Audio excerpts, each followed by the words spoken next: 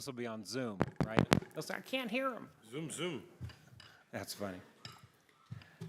Prior to starting the meeting, I would like to say the Pledge of Allegiance. If you would stand and join me. Thank you.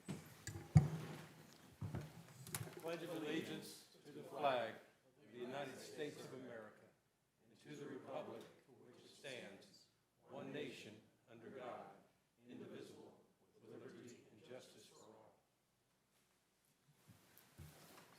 Madam Clerk, can we get a roll call vote, please? Denham. Here. Gaines. Here. Cooper. Milton. Here. Benton. Here. Whitus. Here. C. Your Honor, you have a quorum. Thank you. Well, I'm looking at the agenda, and it looks like we're going to start off with a discussion regarding the broker selection for employee benefits, led by Jan Fisher. Mayor, members of the board, we're here today to talk about our broker selection for medical, dental, vision insurance for our employees. And the reason why we're bringing it to the study session today has to do with, we did an RFQ, a request for qualifications for brokers. And we had two respondents. We had Allis Akers and Arney, our current broker, and then we had JTS Financial Services, and that is represented by Charles Angel, who's here today for those folks. After my staff and we went through all of the bid qualifications and everything, and there were two of them, and both of them met all of the qualifications that we needed. That being said, this is a very large expenditure on behalf of the city of Branson. For 2021, we're going to be spending approximately $3.7 million. Of that $3.7 million, roughly 500,000 or so will be paid by employees. So that's for, if you don't know currently, roughly 80% of our costs, the city picks up roughly 80% of all insurance costs for employees. Now that's melded out with respect to, for the individual employee, you can get up to 100% of your coverage paid. But then we also cover dependent coverage to the level of 67.25%. So that's a fairly significant benefit to our employees.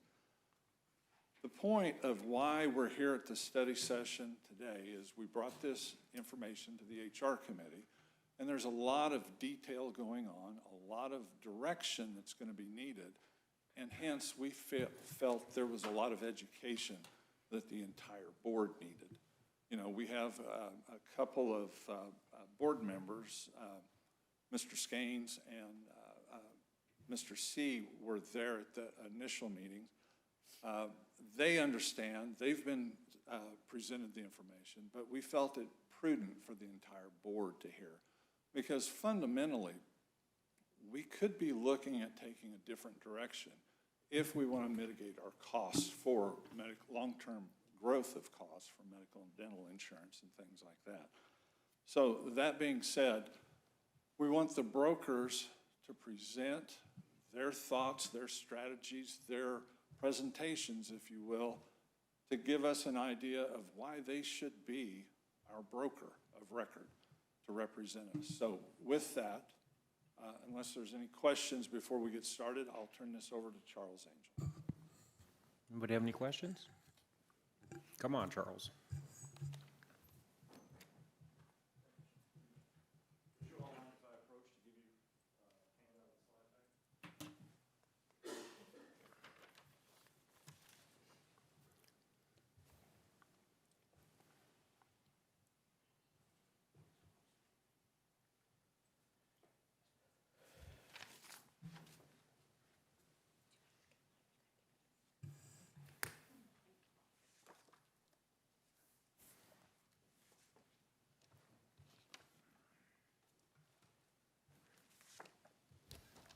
What I've handed you is basically just a printout of the slide deck, but having been in this room before, I realize that sometimes, especially if you're on the end, you can end up craning your neck to try to see this, so I thought it might be a little easier to put it in front of you on paper. So as Jan said, my name is Charles Angel. I'm the Vice President of Employee Benefit Services at JTS Financial. I've seen some of you recently and some of you not so much. So I will try to do a recap of what we did last time, And I plan this time around to do a little deeper dive into some of the components of being partially self-funded as opposed to the fully insured or level-funded mechanisms that we talked about last time. But I, of course, can go into either of those other two mechanisms more if you would like me to. All right. Okay. The first slide in here is just several of the carriers that we do business with in your area. This slide is not representative of all carriers in the area, but some of the ones that really do the most business here. And the reason I put this slide first is simple.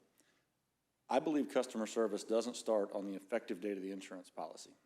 I believe customer service starts when you begin the selection process. And anytime we just look at one or two carriers and one or two plan design options, I feel like I would not have been doing my job as your consultant. Because even if I know we're going to stick with the exact plan design we have, the exact carrier we have, if I haven't looked at every single carrier and brought them all to the city and shown you what the difference is, I've failed. Because not only do you not know all the options, I haven't been able to use the other options available out there to drive down your current carrier. Because if your current carrier doesn't believe there's competition, how likely are they to really sharpen their pencil and get that number down to the lowest possible? Does that make sense? Yep, Charles, and that's one of my important topics. So regarding the city of Branson, these carriers, Yes, sir. I don't know if this is a fair question, but if you were shopping our insurance plan, how many of those the carriers would you shop it with? These are the carriers I would shop every time for the city of Branson. Most likely for the medical insurance, I would also shop some risk pools that do business in the area, such as Midwest Public Risk. They're usually not super competitive in southern Missouri, but that wouldn't stop me from asking them for a quote in case they are this year. Even if we had no plan to ever do business with Midwest Public Risk, and I'm picking on them, you could interchange that with United Healthcare or Cigna, right? So all of these carriers would be shopped, to answer your question directly. So you would shop our policy, what we're looking for, with every one of those carriers? Yes, sir. Thank you. No worries. Any other questions on this one? This is a kind of a quick overview of who and what JTS Financial is. We clearly need a new map because that doesn't have state of Missouri, and obviously we do business in state of Missouri because here I stand. So I want to apologize for that right off the bat. You can see by the star there, our corporate office is in Little Rock, Arkansas, and then we have other offices in Oklahoma, in Fayetteville, a couple in Mississippi, one in Louisiana. We currently represent over 50,000 public sector employees and 50,000 private sector employees. Now that's total employee count. You can see below there that I think the actual number is 172 public sector clients we have in the 5-state area, and it's pushing 550 now in the private sector. We have 150 plus employees. The actual number there, I can give you a real number, is 177. That may seem a little high given the employee count, but I'd like to explain that briefly as it also moves back to customer service. We have 177 employees because we try not to outsource anything. And the reason we do that, if you outsource things, you're beholden to a carrier, because traditionally where you outsource those things to is a carrier, whether that be Blue Cross, Trustmark, United Healthcare, Cigna. As soon as we start giving those things to the carrier, yes, they may be quote unquote free. Now I can tell you in this life, absolutely nothing's free. If someone tells you they're working for free, run. They're not telling you the truth. I worked for a carrier for 15 years. Just being very transparent with the board, City of Branson was one of my clients while I worked for a carrier. One of those things I saw was I was able to find cities, counties, school districts that their broker didn't do all those things internally. So they needed me, right? One thing I noticed as I moved throughout my career was I was very successful doing that because things like technology are very expensive. And the people to actually build and maintain that technology is even more expensive than having the license to use the technology itself, because you have to have employees to do it.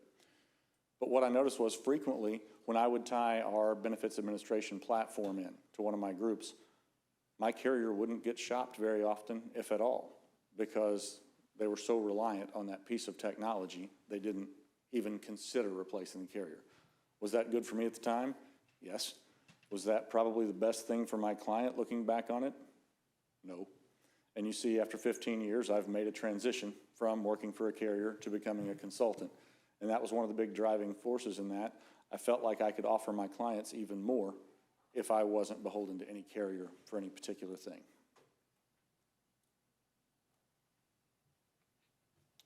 Well, I managed to have broken the remote. There we go. Do I have these on track? I apologize, y'all. I do. Okay. So this slide is about pharmacy benefit managers. You'll hear me say PBM frequently. That stands for Pharmacy Benefit Management. So what this is really the portion of our health insurance that handles pharmaceuticals. If you've paid attention to health insurance trends over the last 20 years, pharmacy went from a minute portion of our spend to usually about a third of our total medical spend. Pharmaceuticals have gone through the roof for many different reasons, not the least of which they're not nearly as closely regulated as health insurance costs. PPACA, the Affordable Care Act, back in 2010 and beyond, those things really started to be regulated. They started to be focused on quite a bit. A little more transparency came into the marketplace. When it comes to pharmacy, there's not a lot of transparency. Most people don't realize the amount of rebates that are paid every time a prescription is filled. That's what this slide and honestly the next couple of slides are about. So you'll see two different bars here, the yellow bar, which is your gross pharmacy claims, and then the orange bar, which is if you've carved out your pharmacy benefit and you have that on a standalone basis as opposed to through your carrier, be that Anthem, Cigna, United Healthcare. Because the way I understand it, your plan set up right now, you don't have a carved out pharmacy benefit.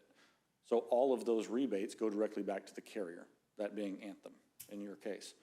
If you carve that out and go with your own contract or one of the contracts negotiated by JTS, then we put those rebates back to the city. It takes a while to realize these rebates. 9 to 10 months, they lag and then they start coming in. But once that process starts, then every month you should receive that rebate.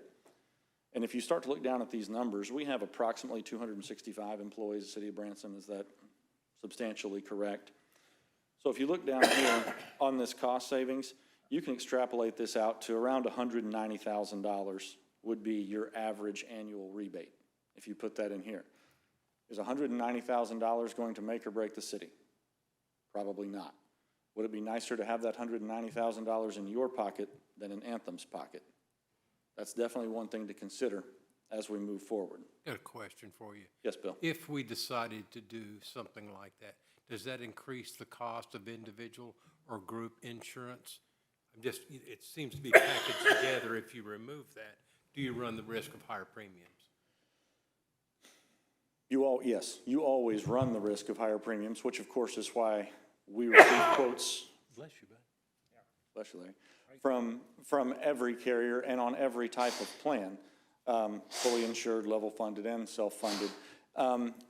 You know, one thing that we know in the world is a lot of times when we buy a bundle or in bulk, you know, we've been taught, okay, that's cheaper. So that's a good point, Bill. Sometimes those things are cheaper. But there's a flip side to that coin. Oftentimes, when we know we're going with one particular carrier, they just say, okay, everything is now bundled in, and you have no competition. So the free market can't drive those things down either. One thing you'll notice on the next slide is we use some of the common PBM contracts. United Healthcare, for instance, they use Optum for their PBM. I'll go ahead and flip to the next slide if that's okay with everyone. You'll see two of these examples use Optum as their PBM. United Healthcare uses Optum, and they use Optum every time when they control the entire package. The reason for that? Optum is a wholly owned subsidiary of guess who? United Healthcare. So that's who they're going to use. We have a specific contract couple with Optum that we have negotiated separately. So even if you're with United Healthcare and using Optum as your PBM, I would recommend let's carve that out, or let's take a look at the total pricing and it'll make sense. Let's carve that out. We can still use Optum, but let's use an individual contract for City of Branson so that we can realize the rebates instead of using the shelf contract to United Healthcare where they realize the rebates. Again, you'll notice these savings here. They come to about 34% on average on these slides of your pharmaceutical spend. You would notice, I believe, with City of Branson, your total savings to be higher than what we're estimating here, and this is why. City of Branson has one of the most generous employee benefits packages that's out there. When you can get 100% of your employee-only premium paid, that's a good thing. When you can then add your family and potentially have 60, I think you said 67.2% of that paid, you're going to end up with a lot more dependence on your plan than with a traditional plan. If you go up the road to a private sector business, they're going to pay between 50 and 75% of the employee-only premium and nothing on dependents. So you don't see very many family plans, employee and spouse plans, things like that. Just to give you kind of a quick idea, we onboarded a county in Arkansas late last week. They have 120 employees. They have 114 on employee only and 5 on family because they're paying for 100% of employee only coverage. They had one waive because of a Medicare issue, excuse me. And then they're paying for 20% of family coverage, and it's just not affordable for most of those folks. So again, with Branson's generosity on your employee benefits package, you're going to have more people on your plan, which means there's really more pharmaceutical rebates to realize because you have more people filling prescriptions, if that makes sense. Was that county part of the municipal league No, sir. or the League of Cities thing? Because they had pulled together years ago, all the counties did to drop their costs. Yes, sir. So both the municipal league and the county association run by Chris Valines for quite some time had their own self-funded pool. The county plan actually went out in 2000 or 2001. It didn't make it. Arkansas Municipal League's Municipal Health Benefit Plan, used to be called Municipal Health Benefit Fund, is still going very strong. They have about 307 total groups in there, including some of the counties that now, that used to be a part of the county fund and now moved into the municipal fund because they opened that up to all local government entities. We do have several clients that are in Municipal Health Benefit Fund. Again, I talked about Midwest Public Risk here. I always quote the risk pools because they might be the best option, and we want to make sure we're looking at that. This particular county is self-funded, but does that answer your question? Yeah, I just know that we all pulled together years ago. All the first-class cities and the counties pulled together to drop the cost because the county judges and mayors just couldn't afford, the counties could not afford them all. So they went up under, I guess, AAC. Is that Chris now? Yes. Okay. His father, Buddy, was the judge in Pulaski County for a long time. Sure. Yes, that pooling is great. You know, there's a different kind of risk. Excuse me, my allergies are getting the best of me. No matter what you do with your employee benefits package, there's a risk. And pools bring a lot of buying power, consortiums, right? That does bring a lot of buying power to you. But then the risk is, okay, are we the healthiest city or county in this group of 300 to 500 cities or counties? So then do they start dragging us the other way? So there's always a balance to go to there, if that makes sense. But I have absolutely nothing against risk pools. We have, of our 175-ish public sector groups, we probably have 25 of them that are in risk pools, not including, of course, Arkansas Public Schools, which are all under the state plan. Thank you. Yes, sir. So I'd like to kind of put a bow on these last two slides on PBM carve-outs. I think they could represent, with City of Branson, the way we handle our funding, the way our current census looks with dependence on the plan. I think this could realize up to a 10% of our total spend savings, which is pushing $370,000. But I think it's very easy to say this would be a $200,000 savings per year if you carved out your PBM. Now, final thing on PBM, you can only carve out your PBM if you're on a partially self-funded plan. No carrier out there is going to allow you to do this on a fully insured plan. Or any plan design that forces everything, TPA and admin services, stop loss, any of those things to go under one carrier. So understand, you can't carve out the PBM. You can't say, well, we want to keep our exact plan if it's fully insured, but we want to carve out our PBM. Blue won't let you do it, Anthem, UHC, Cigna, Aetna, no one will allow that. And you can probably see why. They'd like you to stay right where you are, because right now, let's say it is that $200,000 on the conservative side. That's going back as revenue to the carrier.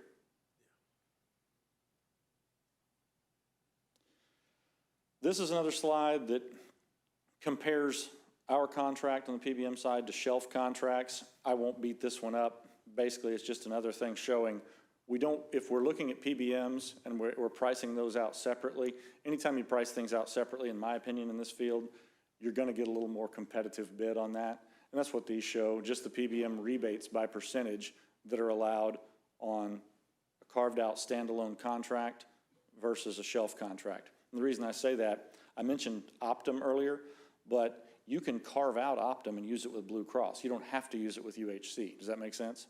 If you go with a Blue shelf plan or Anthem shelf plan, you must use their PBM. But if you're carving everything out, partially self-funded, and just doing the mix and match of the best offers you get from each carrier line, you can actually use Optums with anyone or Caremark CVS with anyone who's your network or your TPA. Does that make sense? Okay, this goes back to a very simple breakdown, and there'll be another slide just like it coming up where I'll get more into the weeds of where the money goes.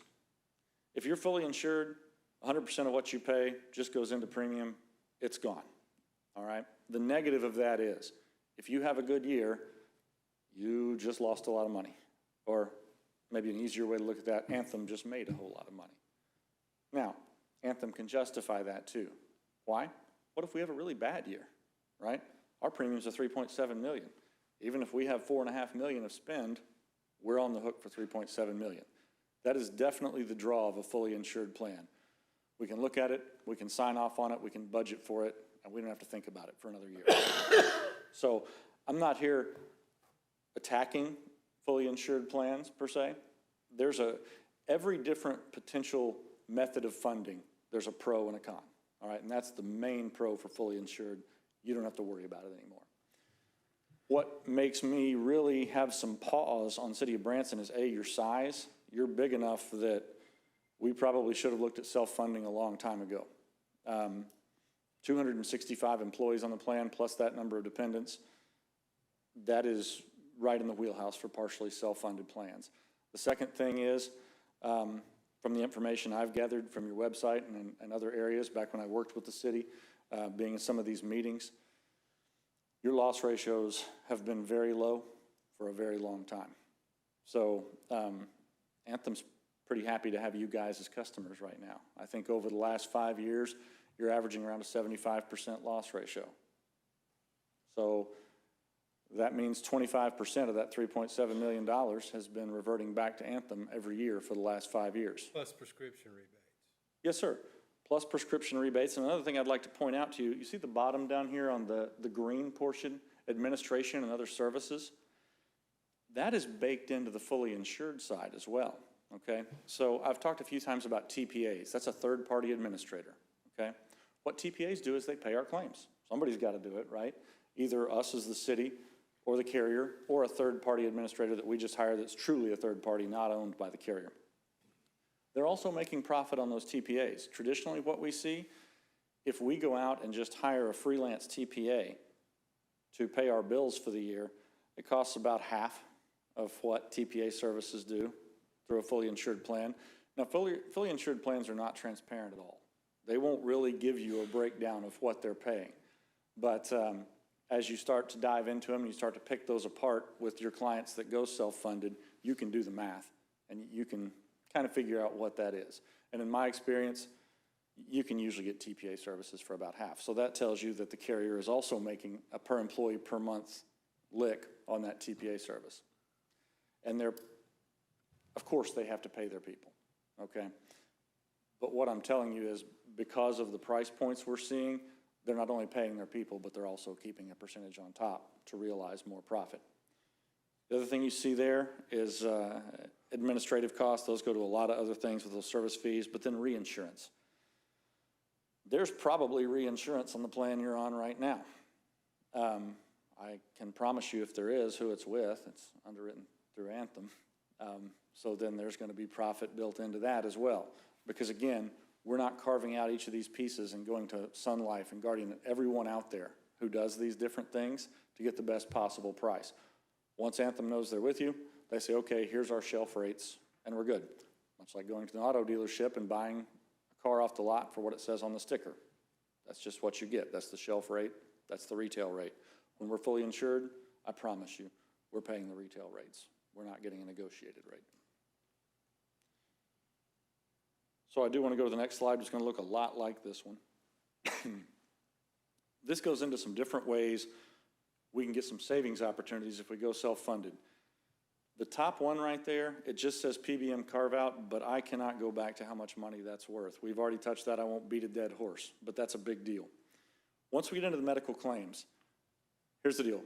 The claims are the claims. There's certain things, most of the things, there's nothing I can do about, Anthem can do about, anyone in this room can do about. If someone has a heart attack, they're going to the hospital's going to charge what they charge. Claims are going to be a big expense no matter what we do. The first thing you notice there is telemedicine. Every carrier basically now is offering telemedicine as a part of their plan. If you end up with a carved up self-funded plan and you need to purchase telemedicine, which is rare, at this point you can get it for around 50 cents PEPM. It's nothing. And you want to get that telemedicine because it's going to hit your plan for zero every time people use it. You can actually get a zero copay telemedicine at this point because COVID changed a lot of things in our world. One of those things is people became much more comfortable with not having to walk in the front door. They're a lot better with Zoom, FaceTime, a phone call than they were 2 years ago. And we're seeing that in our utilization out of telemed. Most doctors' offices now will set up a telemedicine type portal even if you don't have access to telemed. So that's really the wave of the future, and it does drive down costs. I know it's been a hot button topic for a long time, but utilization trends tripled last year because of COVID. Will it stay that high? No, because people are no longer afraid as much as they were a year ago today to go to the doctor's office. But I don't think they'll ever go back down to what they were just because of the comfort level. Direct primary care is another thing. You can pay a capitated fee to Cox or someone else and say, okay, well, if you have primary care physicians, we can use all of them for X amount. It doesn't matter how many we have using it. That's something we can do. Reference-based pricing is great. It may be a trend of the future. You're basically paying hospital claims based on a percentage of Medicare. Here's some real candor. I don't advise using it in local government because you end up with balanced billing for some of your members, and it'll cause torches and pitchforks. It's an available option. I'll talk to you about it. My recommendation is, as a city, let's not go with a reference-based pricing plan. If you're an attorney's office, it's probably a great idea because you don't mind people threatening to sue you. Wellness program. The city of Branson, I can tell you from my years doing business with the city, has a tremendous wellness program. You're leaps and bounds ahead of where most cities your size are, and quite candidly, most cities larger than you are. So I know COVID was tough on just about every wellness program out there because a lot of those wellness programs involved getting together with other people and doing things. But assuming that's the case here, I don't know. Hopefully as we move forward throughout this year, we'll be able to put that back on track to where it was. JTS can help with those wellness programs. We have 3 wellness coordinators that we dedicate to teams, and they can help you with the design of your program. We help with rewards programs if you want to do that. You can set up the rewards program through our app so people can track where they are, things like that. I wouldn't worry about population health either.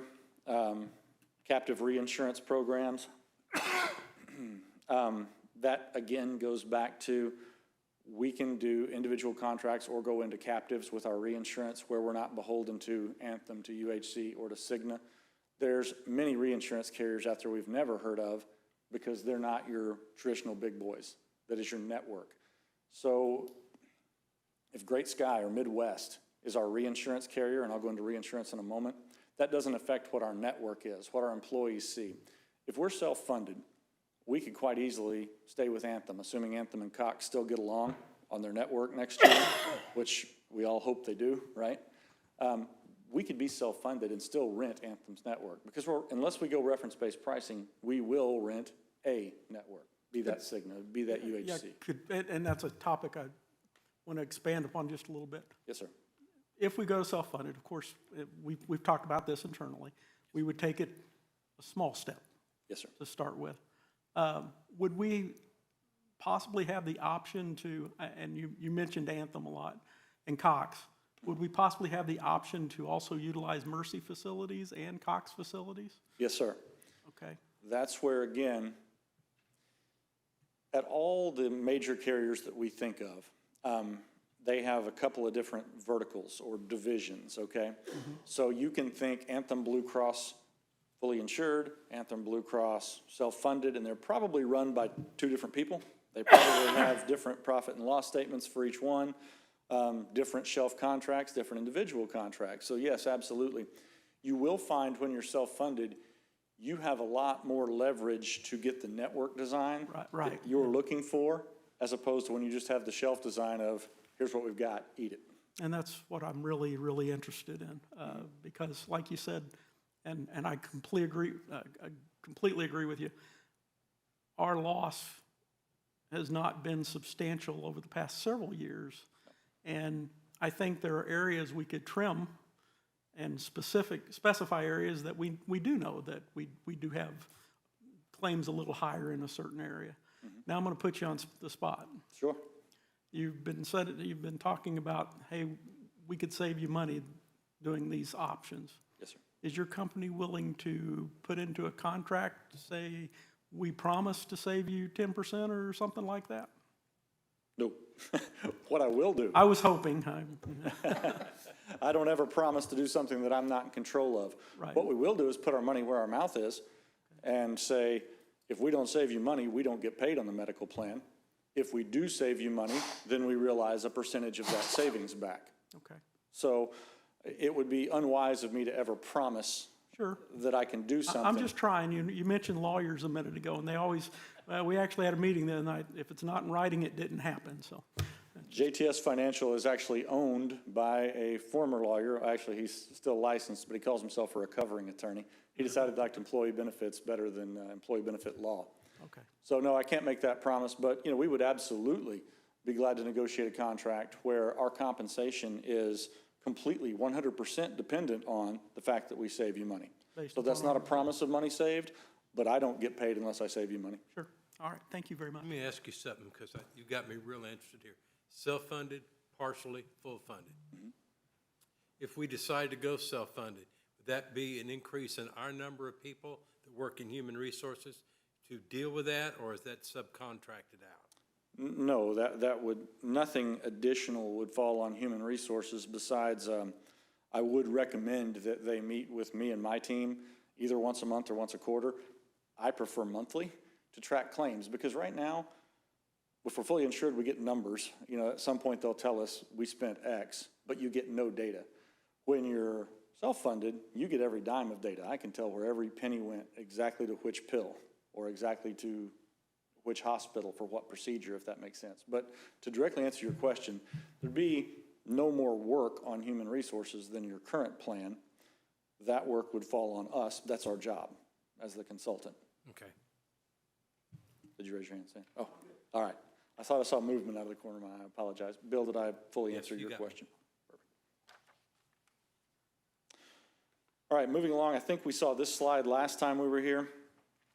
I put in just the last 3 years because City of Branson is very good to put a lot of information on your website. The problem is your eyes will start to cross if you try to read it all. I originally intended to go back to a 5-year period, but I needed bifocals by the time I was done, so I started with 3. This is what I could find to be your major medical spend in 2018, 19, and 2020. We spent a little bit over $11 million, which is fine. Our loss ratio in those periods was, again, under 80% from what I could tell, but I went ahead and rounded up to 80% because I like to be very conservative when I'm doing these things. So from what I can tell, we're really averaging about a 75% loss ratio. Again, I defer to you guys in the room. You're going to know those numbers better than me, but based on what I'm reading. But if we considered an 80% loss ratio, if we would have been self-funded, which is truly partially self-funded, okay? It's not really completely self-funded, and I'm going to go into that in just one second after I talk about the numbers. We would have $2.258 million in the bank somewhere. We may have reallocated that for something else. That might be in a reserve for our health plan, which would probably be wise if we're self-funded. But either way, the city of Branson would have access to $2.258 million that right now is sitting in a bank account with Anthem. Just simply because premiums versus loss ratio. Does that make sense? Mayor, they could buy a lot of ribs for us in that, couldn't they? And I'll tell you what. When I was doing business with the city, I wasn't your health plan consultant, but we did a lot of things that wrapped around it, including your technology, your flexible spending accounts, where Jan and I first started talking about, and Kimberly, potential options on plan design was me asking, do we need to offer an HSA this year? Things like that, because those are things I needed to know coming to the next year. So, you know, we would have discussions about loss ratios and potential plan design next year, because you guys offer multiple plan designs, if memory serves. Is that correct, Jan? Employees can choose, which is a good thing. But if you extrapolate this number out over a 5-year run, with our 75% loss ratio, we'd have about 3.6 million in the bank, and that does not include a dime of interest that we would have made over that 5-year period. And compounding interest, as you guys know, if we did set it back for a reserve, if we put it even in a conservative fund that couldn't lose anything, interest on 3.6 million year over year, especially once you get to year 5, year 6, and start pushing, that ends up being a pretty decent amount of money. So one thing you'll see with me, you may hate it and kick me out of here and say never come back. You may love it. I'm a bit of a disruptor. I'm going to be proactive, not reactive. A lot of my clients personally are self-funded versus fully insured. And the reason for that is I've seen these trends. Trend is one of my favorite words in this business. You'll see somebody, city of Branson, with a 75% loss ratio, and the carrier will come back and say, oh gosh, well, the Kaiser trend or this trend says this is coming next year. So yes, you only spent 75% of your money last year, but we're going to give you a 20% rate increase this year because the trend says so, because you have folks that are on these meds that got these diagnoses. And how do we combat that right now? You don't have any information to do it on, really, do you? That's right, Bill. You don't. You get a very minimal amount of data. Things aren't very transparent when you put all your eggs in one basket with one carrier. So it's very difficult to combat that trend. When you're self-funded and you have everything there, you know literally where every single dime went, what every single diagnosis was. We can talk a little more bluntly about those trends. And you know what? We have a whole lot more people to talk to about them, because we don't have many carriers right now that put everything in one bucket that we can use right here in Branson, Missouri. But once you start going to self-funding, all you have to worry about with those carriers is whose network you're going to rent. Past that, if they don't want to play ball and the other stuff, they want to stick on their trend of, yes, you were at 75%, but we want 120% next year, we'll smile, say thank you for your time, walk away, and go to a different reinsurance carrier, because there's a lot of reinsurance carriers out there. And they have actuaries, and they're going to sharpen their pencil, and it's a much more competitive market because there are a whole lot more people in the market. It's America, we know that. The more competition we have out there, the more those price points are really right where they should be instead of inflated. Any questions on how we got the numbers on the 2.2 million in savings we could have realized in the last 3 years? I have a question, because we've talked about what the city would save. What I haven't seen is what does this look like on the employee side? Yes, sir. Because obviously with what I think you're calling a fully insured plan, we know, here's what the cost is, here's what the city's paying, here's what the cost of the employee is. And I think for anybody at City Hall or working for the city, that's a big benefit to them, and they know here's what my cost is every month, every year. So it's a great, and obviously we want to save money as a city, and that's great. I think my biggest question and the number one question for me is, what does this look like for the employee who's paying for this insurance for their family every month? And are they going to, it sounds like it'll be comparable coverage because we're going to maybe be in the same network, stuff like that. But what does that look like? Can you still get the same, you talked about going on Anthem's network, for instance. Can you get comparable rates? And I'm talking co-pays and, deductibles and, all the stuff we hear about with insurance. What's that going to look like to the employee? Because I agree, and this is great, and it sounds great, and saving money and having this money set back for the city, all that's great, but what does that look like for the employee? And I haven't communicated quite clearly enough. I apologize. I should have set the stage right up front with this. So there's 2 parts to that answer, if it's okay. The first one is on funding, because we're talking about money and how that would impact the employee. It would still be, I assume, now that's up to the city council, but on the same percentage basis. So if the city is saving money, at some point when you're self-funded, the first year, I would recommend we budget for the exact same, but so it would affect the employees none. But as we start to realize these savings, especially if we're keeping those back in a reserve, then at some point, my suggestion is, let's ease back. Let's not charge the employees as much money. So I would say, year one, you're level with the employee cost. And then years 2 and beyond, if we continue with the same loss ratios we've enjoyed for the last 5 or 6 years, employee cost actually goes down. Because if employee cost stays the same, just more and more money is going into that reserve.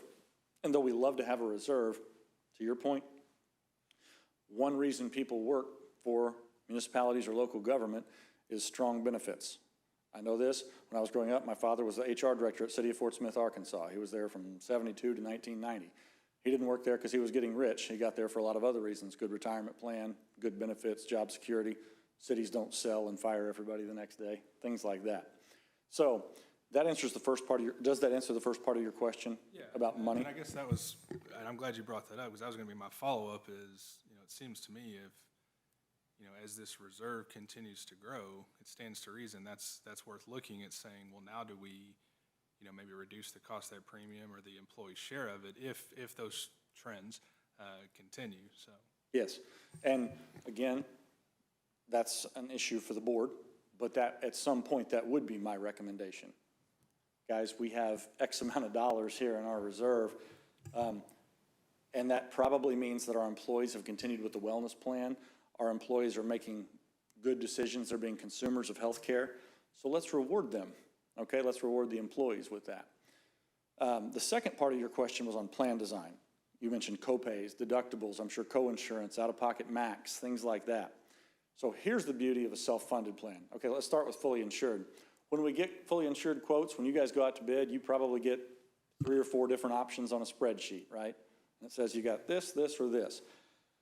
Because all the large carriers have their shelf rates. And unless you're just a huge employer, thousands, you're usually just getting one of their shelf rates, okay? When you're self-funded, you can make that look however you want to. You can say, well, we've got a $10 copay. I want to make it an $11.50 copay. You can do that.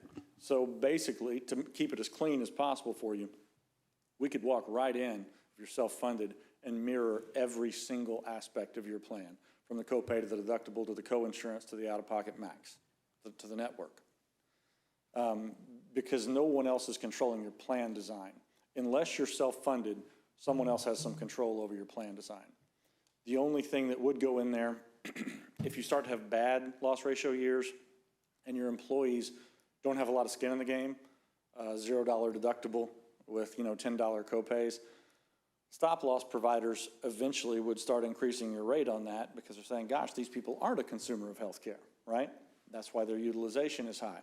Right now, you wouldn't have that problem. Stop loss providers looking at our loss ratios here over the last 5 or 6 years, they'll be happy to have you. They're not going to sting you at all. They love to see groups that average 75% loss ratio over a half decade or so. That's what they're looking for. Does that answer your question on plan design? It does, thank you. Stan? What would be your suggestion on okay, we start seeing these savings. Obviously, we don't want to just take that money and go out and do something else with it. We need to have a reserve. Yes, sir. What would be your recommendation on where that should be as far as a city of our size? And do we have, say, okay, once we get $5 million in there, then we can utilize any further savings for something else? Okay. I'm not going to give you just an exact number, but I'll try to No, keep and this I pithy. get that, yeah, sure. Yeah. So what I'd want to do is I would want to look at our attachment point on our specific and our aggregate stop loss, okay? What I'd really want to do is look at what our max exposure was, because that's what we are. Because I told you I'd get into a little bit what partially self-funded means. I think people hear the horror stories of self-funding back in the 80s and say, oh gosh, X company or Y city lost the farm. They went self-funded and they got killed. Well, virtually no one outside maybe a state government system is truly self-funded now. When we hear self-funded, we're partially self-funded. Right. We've put specific stop loss and or aggregate stop loss on those. And the difference in that, specific is per employee. So if I'm an employee of the city of Branson, we would buy a specific stop loss policy on me and every other employee. And the traditional numbers for those are $50,000, $75,000, or $100,000. So once the city had paid 50, 75, or 100 on me, all done. For the rest of that year, now the specific stop loss pays off and pays the rest of Charles's expenses for the year, okay? Aggregate stop loss, again, just means in the aggregate. What that is, they'll set an attachment point. They'll look at our loss ratios and say, okay, Branson, for X amount of dollars per month, we'll attach when you get to this number. Traditionally, in this world, that's 125% of expected claims. Now, that number can move a little bit depending on stop loss carrier and things like that, but when we've got all that put together, I can look at exactly what our total risk is and say, board, we will not spend a dime over X. Unless, of course, we grow an employee count and add more people to the plan, but that is no matter how you're insured, right? Because the more people are on the plan, the more we're paying out. So once I was able to get a look at that, I would say put everything in there until we know we can get over our full attachment point. And then I would say, okay, let's start putting a portion in reserve and then maybe use a portion for employee reward or to maybe richen a benefit or wellness plan rewards, because that's a way you can give employees some of that money back, but then you can also take care of your health costs down the road, because again, the more rewards we have in place for people to be consumers of healthcare, the more they will be consumers of healthcare. In America, we're consumers of just about everything. We will shop the mess out of something for a $1 savings. I've done it. But we're not consumers of our healthcare. The doc says, go get an MRI. He says, go get it here at Cox, and what do? Call Cox and make an appointment. We get in and go get the MRI. That MRI might be $1,800 up there. It might be $600 at the freestanding MRI clinic we drove past. We don't know. Why? We never make phone calls. Right. We have some software and some apps we can use that we can get people to shop those. They put in their zip code, say, okay, 10-mile radius, 20-mile radius. What are the best prices? And if they use one within, the city would set it up, but 10% or 20% of the lowest cost, then that would get them X amount of points on their wellness plan and then on the reserves, right, or on the rewards. So if we get to the point where we have a significant amount in the reserve, then we can use those other things to fund an employee's HSA account, or it's wide open at that point. You can use days off, you can use gift cards, rewards programs are just wide open. But that was a long-winded way to say, once we've got to where we'd have no exposure if we had a terrible year, I would start to use a decent chunk of that to funnel back into other projects. Thank you. Does that make sense? Can I follow up with that? Because I was trying to pick up what Stan was talking about. Sure. Let's say that it was $2.258 million self-funded. What would be our reserve? Are you talking about the 20% set aside, 15% additional? Stan, is that what you were alluding to? I'm going to be really candid here, and I say all this from the bottom of my heart. I love you all. The thing that I've always seen is that when we start to have a pool of money, somebody wants to move some of that money. Right. So I would be asking that if we were to do this, that you all set a range of money that we will not go below this, and then we stick to that, just in case, because it's sad to say. Yeah, but just in case we have a bad year. That's right. And eventually, guys, I promise you, I've been up here bragging on the city of Branson and talking about all our great years. I promise you, eventually we will have a bad year. It will happen. You know, we'll end up with a spouse that's a hemophiliac. We'll have whatever. You're never going to get in a situation where you have 40 years in a row of good years. So save for a rainy day when life is good. And Stan, that regardless of that question, if you do select me as your consultant, that was going to be in our presentation, because no matter if you're public sector, private sector, there's always that tendency to say, oh, we could do something good with this money, right? But we want to make sure we think that through on the health plan side first. I have a few questions. Sure, Larry. And the first one, I'm going to put you on the spot. Okay. But I'm also going to ask this of others. Sure. At our HR meeting a month ago, my eyes were opened up to the significant amount of dollars we're talking about. $3.7 million a year in premiums. When the level and fully funded plan, self-funded plan, came to light, simple math says over the last 5 years, we have averaged $850,000 difference between our premiums and our claims. It was explained to me that for a level-funded plan, 50% of that would be a credit to our future insurance, which is $425,000 a year. Question for you is, when you represented the city in the past, why wasn't a level-funded plan offered to the city? Simple answer to that question is, I did not work for the city when it came to their health insurance. I worked for a carrier which provided long-term disability, life insurance, and some other benefits.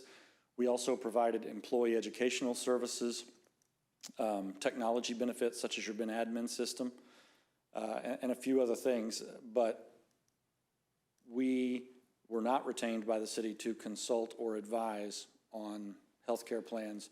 You had a broker in place who was doing that. We were retained for a finite list of services and actually contracted not only with the city of Branson, but then after we contracted with the city of Branson, ended up contracting with that broker as well, who handled medical, dental, and vision insurance along with your group life. Do you know, give or take, how long has these options of level funded and fully funded plans been available? Well, by fully funded, I assume you mean partially self-funded? Or by I'm sorry, level plan and self-funded. Oh, yes, sir, okay. Yes. Self-funded has been available forever. That has always been an option. Again, in the 80s, it wasn't a very good option because they weren't tying stop loss to them, but since the 90s, they've been around in their current state, where you've had specific and aggregate stop loss, and you didn't have to use your own actuarial services. Those folks had their own actuaries that would make the attachment points on both spec and ag. So early 90s is probably a conservative answer on self-funded as we know it today, okay? Level funding options are slightly newer. You could do those 20 years ago if you got creative with your TPA. They've become much more mainstream in the last decade. Last 10 years been more common. Yes, sir.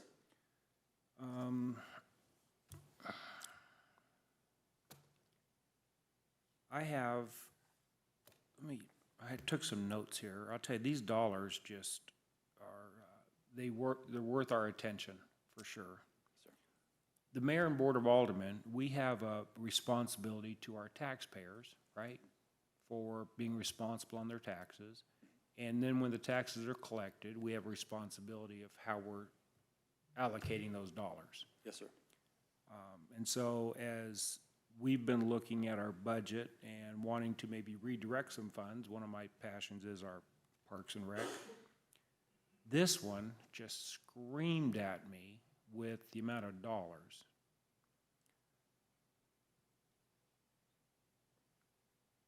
Anthem, I'm surprised to learn we've been with Anthem for 26 years. I look at your page of all the carriers you represent.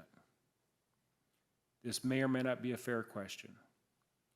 If you went and shopped, I mean, is Anthem, it's like they're the big dog, they're the ones that offer the best plans, and odds are if you were a broker and you went out shopping this, we're gonna end up back at Anthem.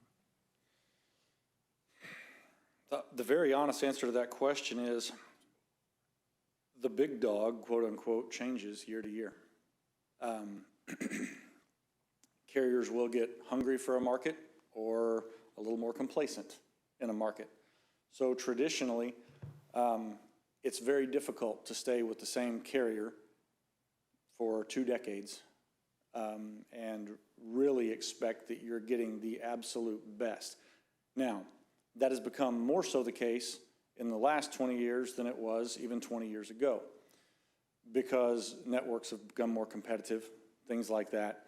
So there was a time 40 years ago where you may have a hospital in town that only accepts one insurance carrier.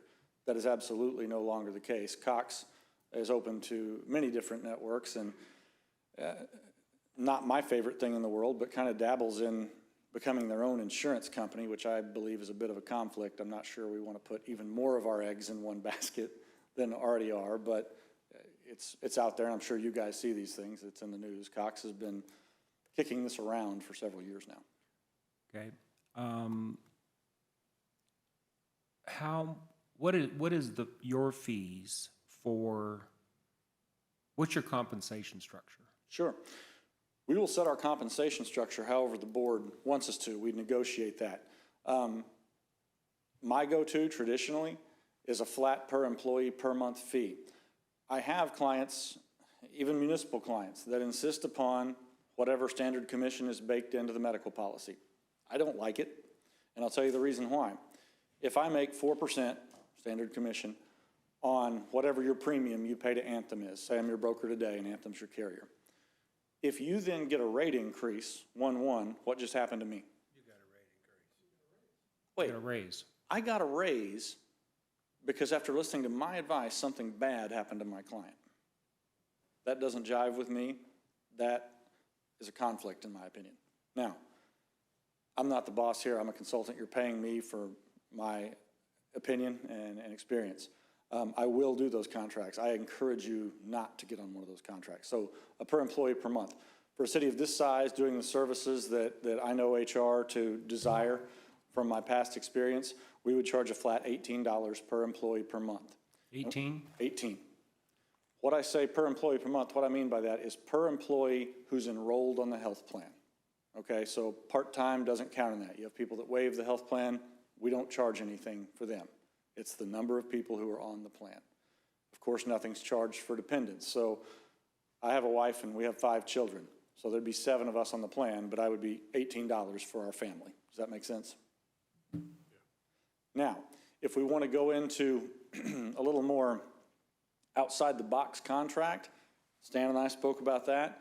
We are more than happy to do that as well. That's actually my favorite arrangement because nobody ever looks at me and asks me if I'm trying my absolute hardest for you when I don't get paid a dime if I don't save you money. Would you explain that again? Sure. What that plan look like? So what that plan would look like is we would just draw up a contract that says your spend was X. Again, we can't do a whole lot about claims, so I tend to leave claims out of it.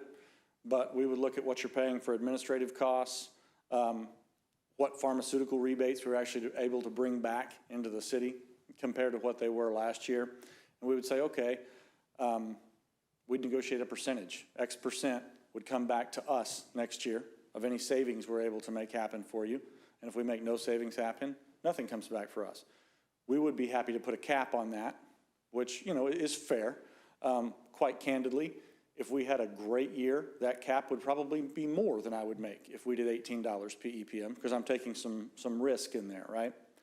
And then traditionally in those contracts, what we do is we draw in a time frame after that and we say there's a percentage of, we divide it out, figure out what that PEPM would average to on the savings, and then years 2 and year 3, we would get that negotiated upon PEPM based on what the savings in year 1 was. Does that make sense?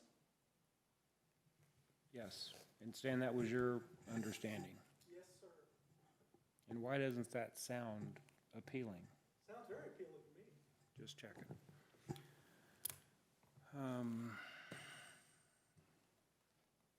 Larry, may I extrapolate on a couple more points there? You bet. Okay. If you are fully insured, there's what's called contingency commissions, okay? They also call them block bonuses. Those get paid by carriers to consultants and brokers everywhere. It's just part of the comp that's built in. Those really came in after PPACA became law, sadly, because they're not super transparent. Those don't get reported anywhere. It is what it is, but if you're fully insured, those commissions do go back to the company that's your consultant. They just do. They're all over the map because it depends on, I went over our block of business with you guys earlier, you know, well over 100,000 folks. If we've got everybody with one carrier, our contingency bonus is going to be really nice because the more lives you have with Cigna, with UHC, with Blue, the higher the percentage of your block they pay you, right? Because they want you to buy in bulk. They want me to steer all my business. UHC wants me to steer every one of my groups to United Healthcare. They don't want anybody on Anthem. They don't want anybody on Cigna. They want it all, right? Human nature.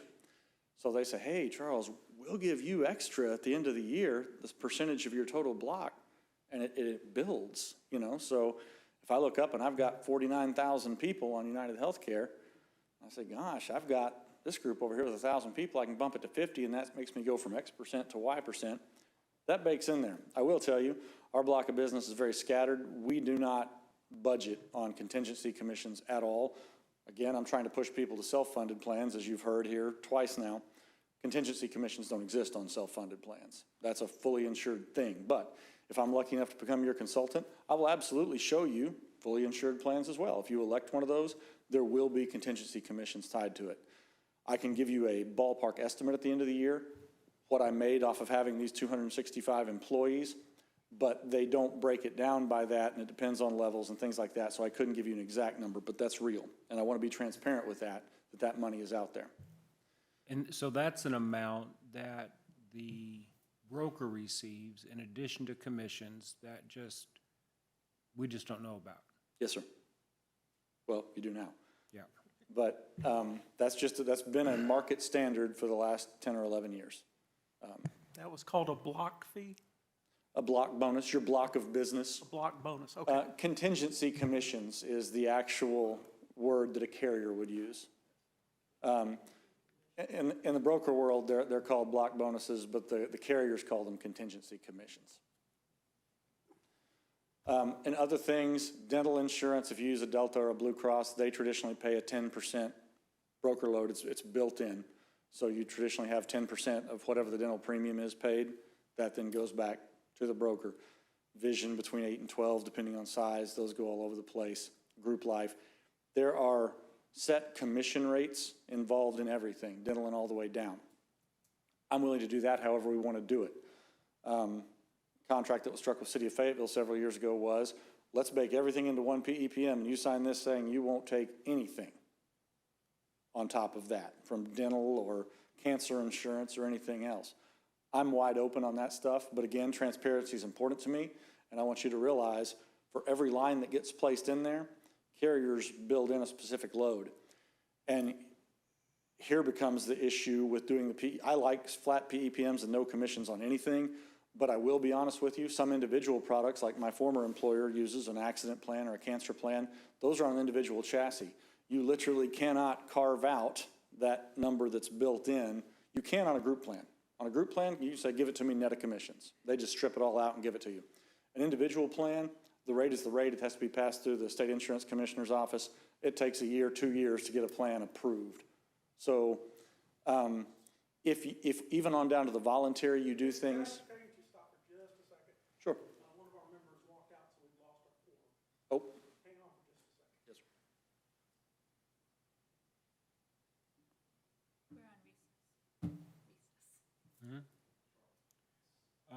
Stan, I've noticed a couple in the audience getting up, and you want to take a break? Yeah, why don't we, a couple minutes? Yeah, why don't we take a 5-minute break? Thank you.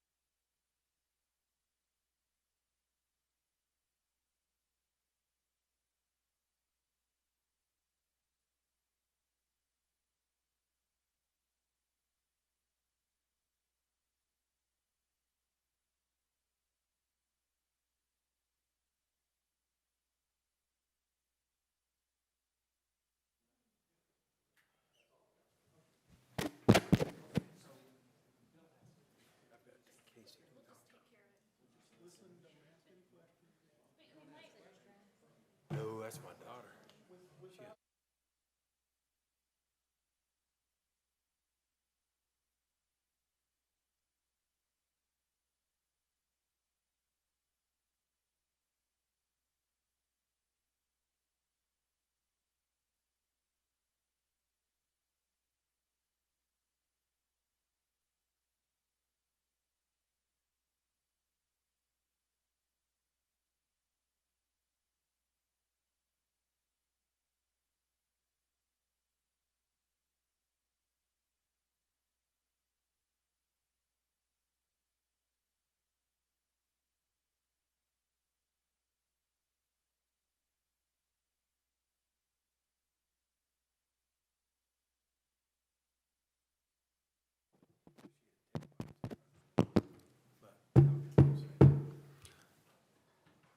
I'm going to call the meeting back to order.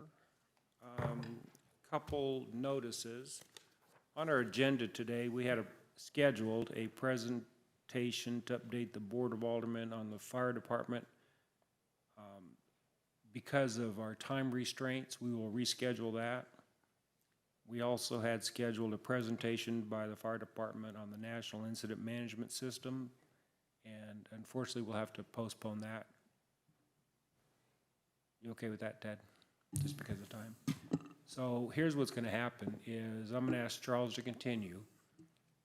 In just a few minutes, Alderman Skanes has to leave. I think he has a haircut or something scheduled. Yeah. Alderman Skanes will be leaving. And so we're gonna lose our quorum. Alderman Cooper is on his way here, so he'll be here any minute. And then you're leaving.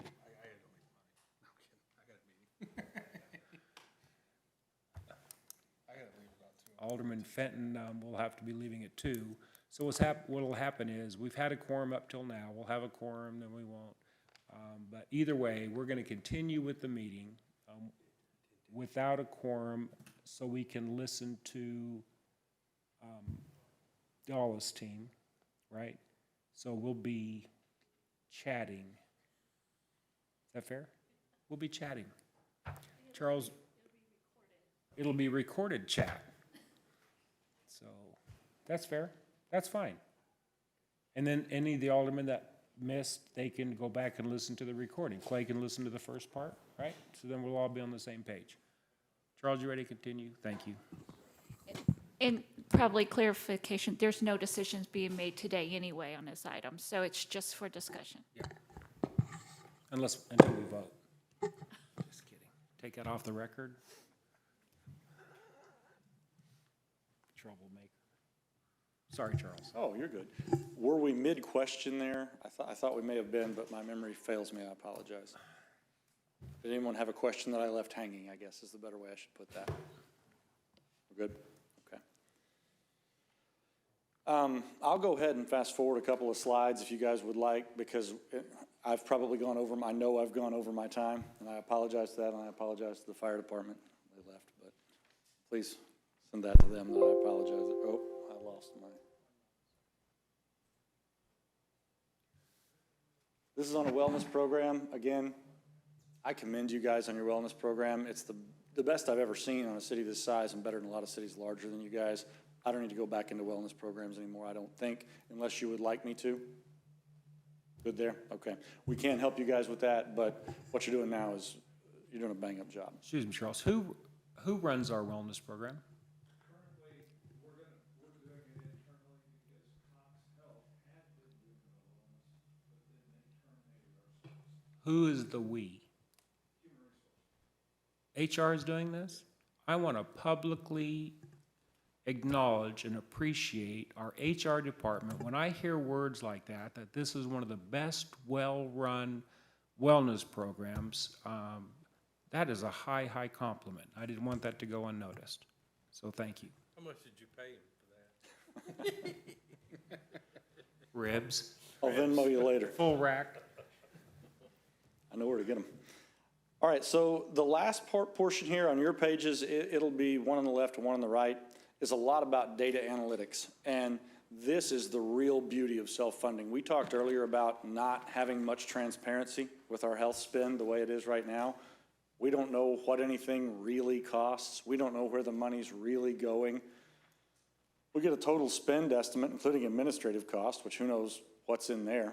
And then we get large claimants. We probably know that there's between 10 and 15 people really driving our claims. Is that a fair statement? That's traditionally in a group this size. You've got 10 to 15 large claimants that, you know, they're eating your lunch. And then everybody else, you're probably paying quite a bit more in for them because it all comes out in the aggregate. Once we get on data analytics, we can dive into everything. We can look at where the money's being spent. We can see, again, if we're self-funded, we can determine our own formulary, right? We can determine how we try to potentially encourage folks to use generics.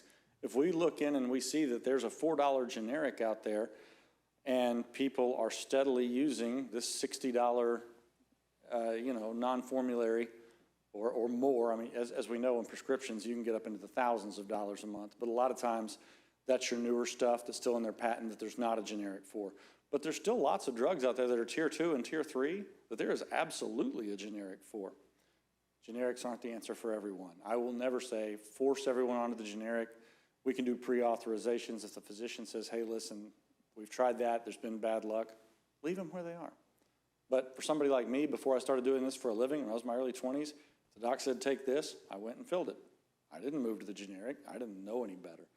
And I was also on the state of Arkansas plan, and so I just had a really low copay, and I candidly never thought about it costing the plan more money. I just paid my $5 and went along. So once we have data analytics, we can see where that is.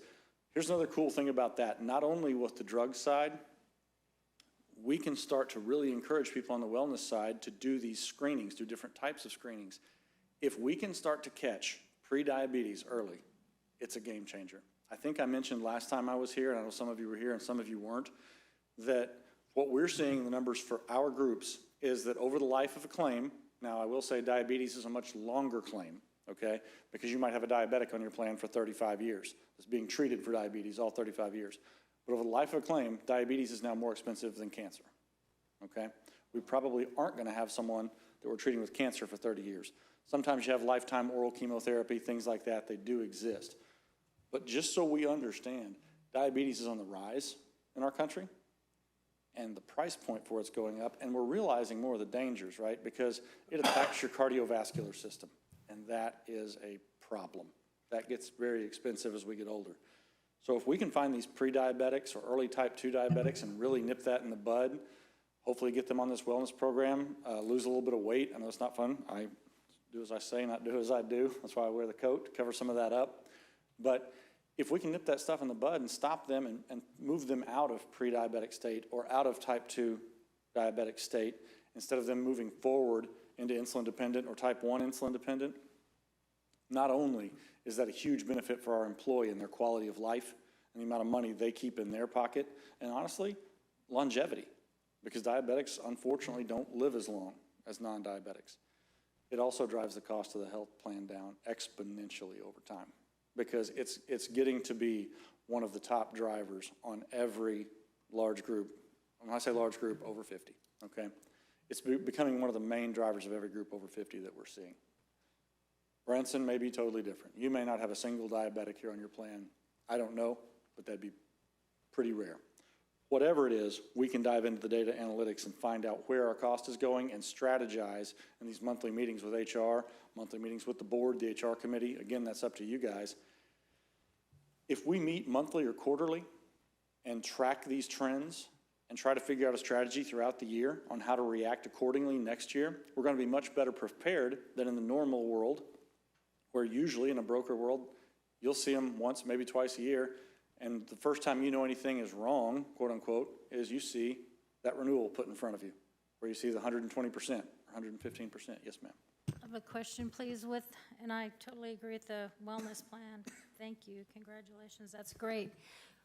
With the wellness plans being so important, has anything evolved as far as any of the coverage to include homeopathic or natural medicine? Yes, again, when you're when you're self-funded, you can make all those decisions yourself. So that would be a little more difficult on a fully insured cookie cutter plan. But if we go self-funded, then that's again a conversation for this board.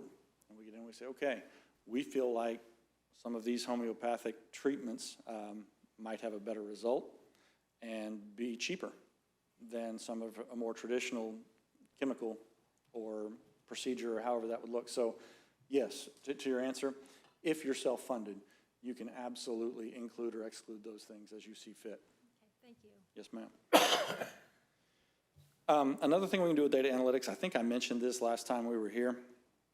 We can track exactly where, thank you, Bill, exactly where some of these prescriptions are coming from. We had a large client, a little over 600 employees in Arkansas, self-funded. They were starting to have a real opioid issue.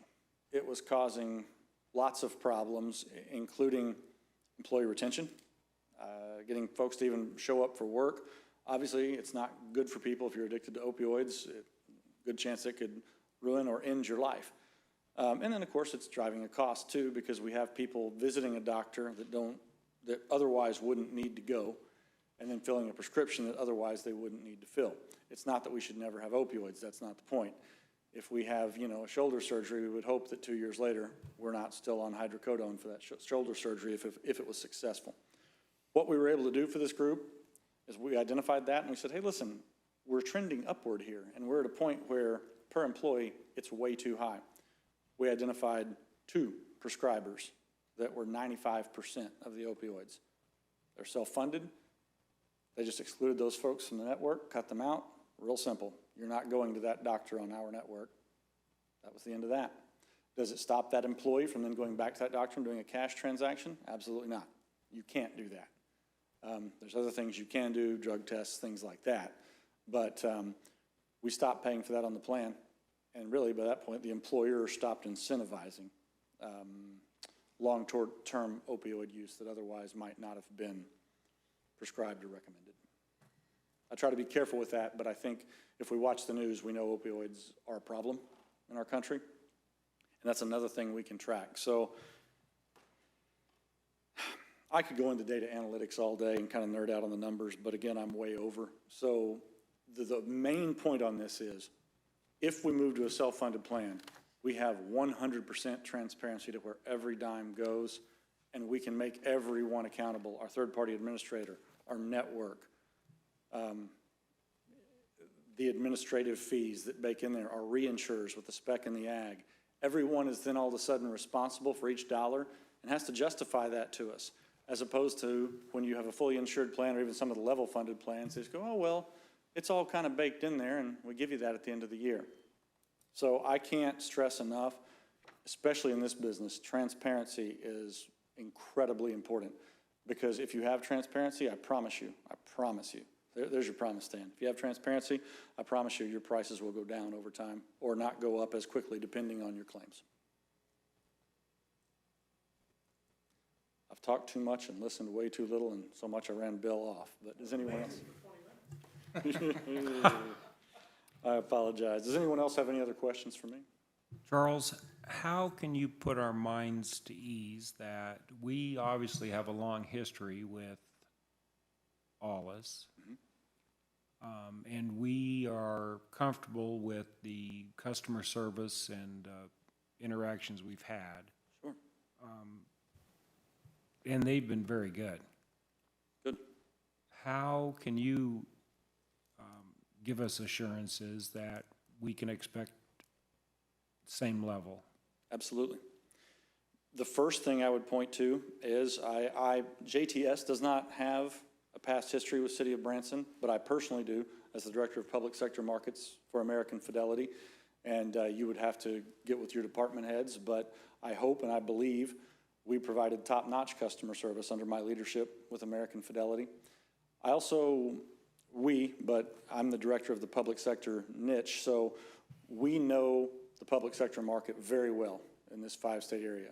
We have around 175 public sector employers in the 5-state area, the border states of Arkansas. I guess the easiest way for me to say that is, don't take my word for it. I'd love to give you some references to call. You tell me how many references you want, that's how many I'll give you, up to that 175, because then I'd run out of public sector references. But I would love to put you guys in touch with current clients so that you could then ask those questions of them and see kind of where our customer service level has been for those cities and counties. Okay, I think the board will rely on Jan's input, but we won't ask Jan to say it while you're here, because he's gonna say nothing but nice things. I already told him the wellness plan was great, right? He'd have to, that wouldn't Oh, be. that's how that works, yeah. Anybody on the board have any other questions for Charles? Jan, did you have anything you'd like to add? Stan, you good? Will you give me your home address so I can find you if something were to go wrong? 35 Cypress Creek Drive, Cabot, Okay. Arkansas. Perfect. I will that. tell you guys, on every one of my business cards is my personal cell phone number. It's not a JTS cell phone number, it's mine. On every one of our employee benefit booklets, I mentioned those last time, we have a print and an app version with a flip book of employee benefit booklets that show everyone's coverage options, medical, dental, vision. My cell phone number's in that thing 3 times, along with the account executive and the account managers that are tied to that group. In public sector, communication is the key. No public sector employee wants to call some 800 line, stay on hold for 10 minutes, get transferred 4 times and leave a voicemail. That does not work in cities and counties. I promise you, I've seen people try it. So you will have access to me, and every employee will have access to me and my team. Stan, would you answer a question for me? And it just seems backwards, but it's probably the way things are supposed to be. But it seems to me we're choosing between 2 brokers, and then the broker that we choose goes out, gets the policy and brings it, presents it. Wouldn't it be an ideal world if we said, okay, 2 brokers, why don't you both go, I don't want to hear all your happy dance, go find the best program for us and present it to us, and whoever brings the best program is chosen. That would be an awesome thing. However, the problem is they cannot negotiate on our behalf until they become our broker. That's the problem. We can sign a conditional agreement. This broker will be our broker if he provides the best product. Would you like me to address that, Stan? Yeah, go ahead. Is that okay, Mayor? Sure. I could go get some quotes for you with a conditional agreement like that. What I could not do is even get Anthem to pick up the phone. It's contractual, it's across the board everywhere, and if you can't work with the current provider, you can forget about it on the back end. So if you guys tell me to do that, I'm gonna do it. I'm also gonna lose because, and it would be the same the other way around. If I was your broker and someone else wasn't, they would lose. If you don't have access to the current carrier and you can't move their needle, back to what we said earlier of why we quote things every single year, because Anthem's gonna come in at 120%, even though you had a 75% loss ratio, and make you kind of play that game. I can't play that game with them, so I will not know that they've come down. So let's say I'm going to United Healthcare for City of Branson. They give me 118 or 120% quote, which is asinine, but that's what they'd give me based on the 120 that Anthem gave us. Then your current broker goes back to Anthem and says, we can't do this. They go down to 115, UHC goes down to 112. We settle wherever we end up, but UHC would never give me anything but that first 118% because the current brokers come back in with knowledge that I don't have. So in a perfect world, that would absolutely be the way it worked. But unfortunately, because of carrier rules in this world, it doesn't work that way. Okay, I'll try to make this one brief. Broker A, broker B are bidding for our business. Broker A, broker B, each goes to Anthem with the exact same requirements the city's looking for. Does broker A and broker B get the same pricing from Anthem? Yes. If that's true, then the difference to the city of Branson is going to be commissions. Yes, but what I said before, but if you had someone who wasn't your current broker, if you had broker A and broker B, neither one were your current broker, and they went to any provider that you don't currently have health insurance with, they'd get those exact same quotes. But, and your current broker would be able to wriggle those down because of the way this silly marketplace works, and you have to jump through the hoops and play the games. But yes, sir, absolutely, if all things were equal, you'll hear, people don't really say it anymore, you say, well, I get the best rates from Cigna. No, you don't. Cigna gives the rates are the rates. So at that point, yes, commissions absolutely play into it. And also value-added services, especially ones that can be done in-house. Now, that's self-serving because we do virtually everything in-house. We even have an in-house TPA. We don't use it in the state of Missouri because we can find cheaper ones here.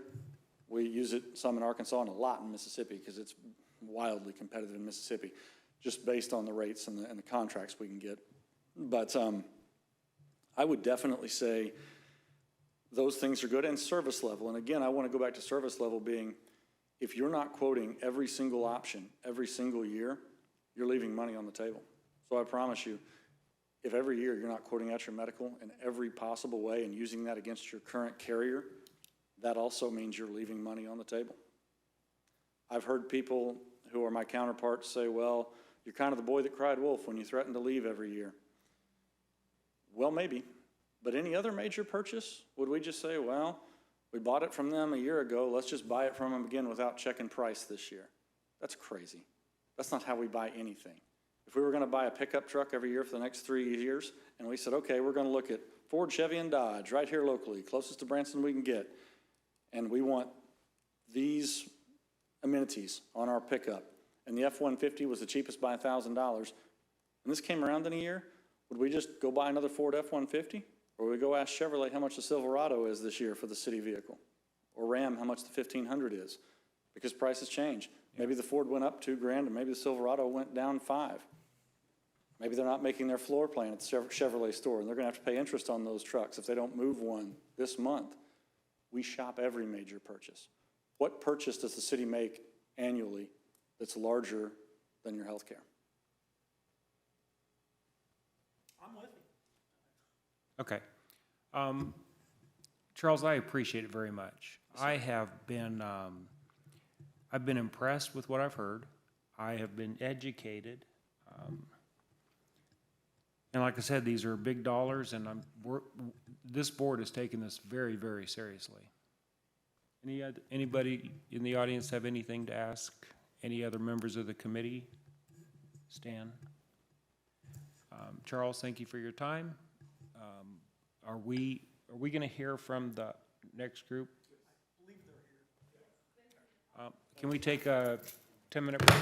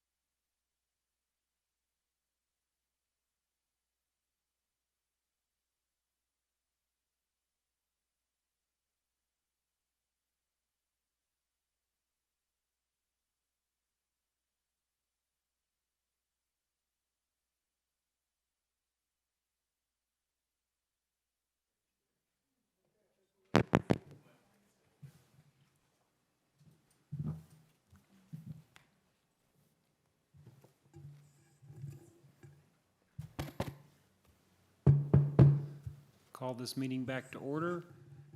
Just to be clear, we do not have a quorum of aldermen, so this is going to be a recorded chat.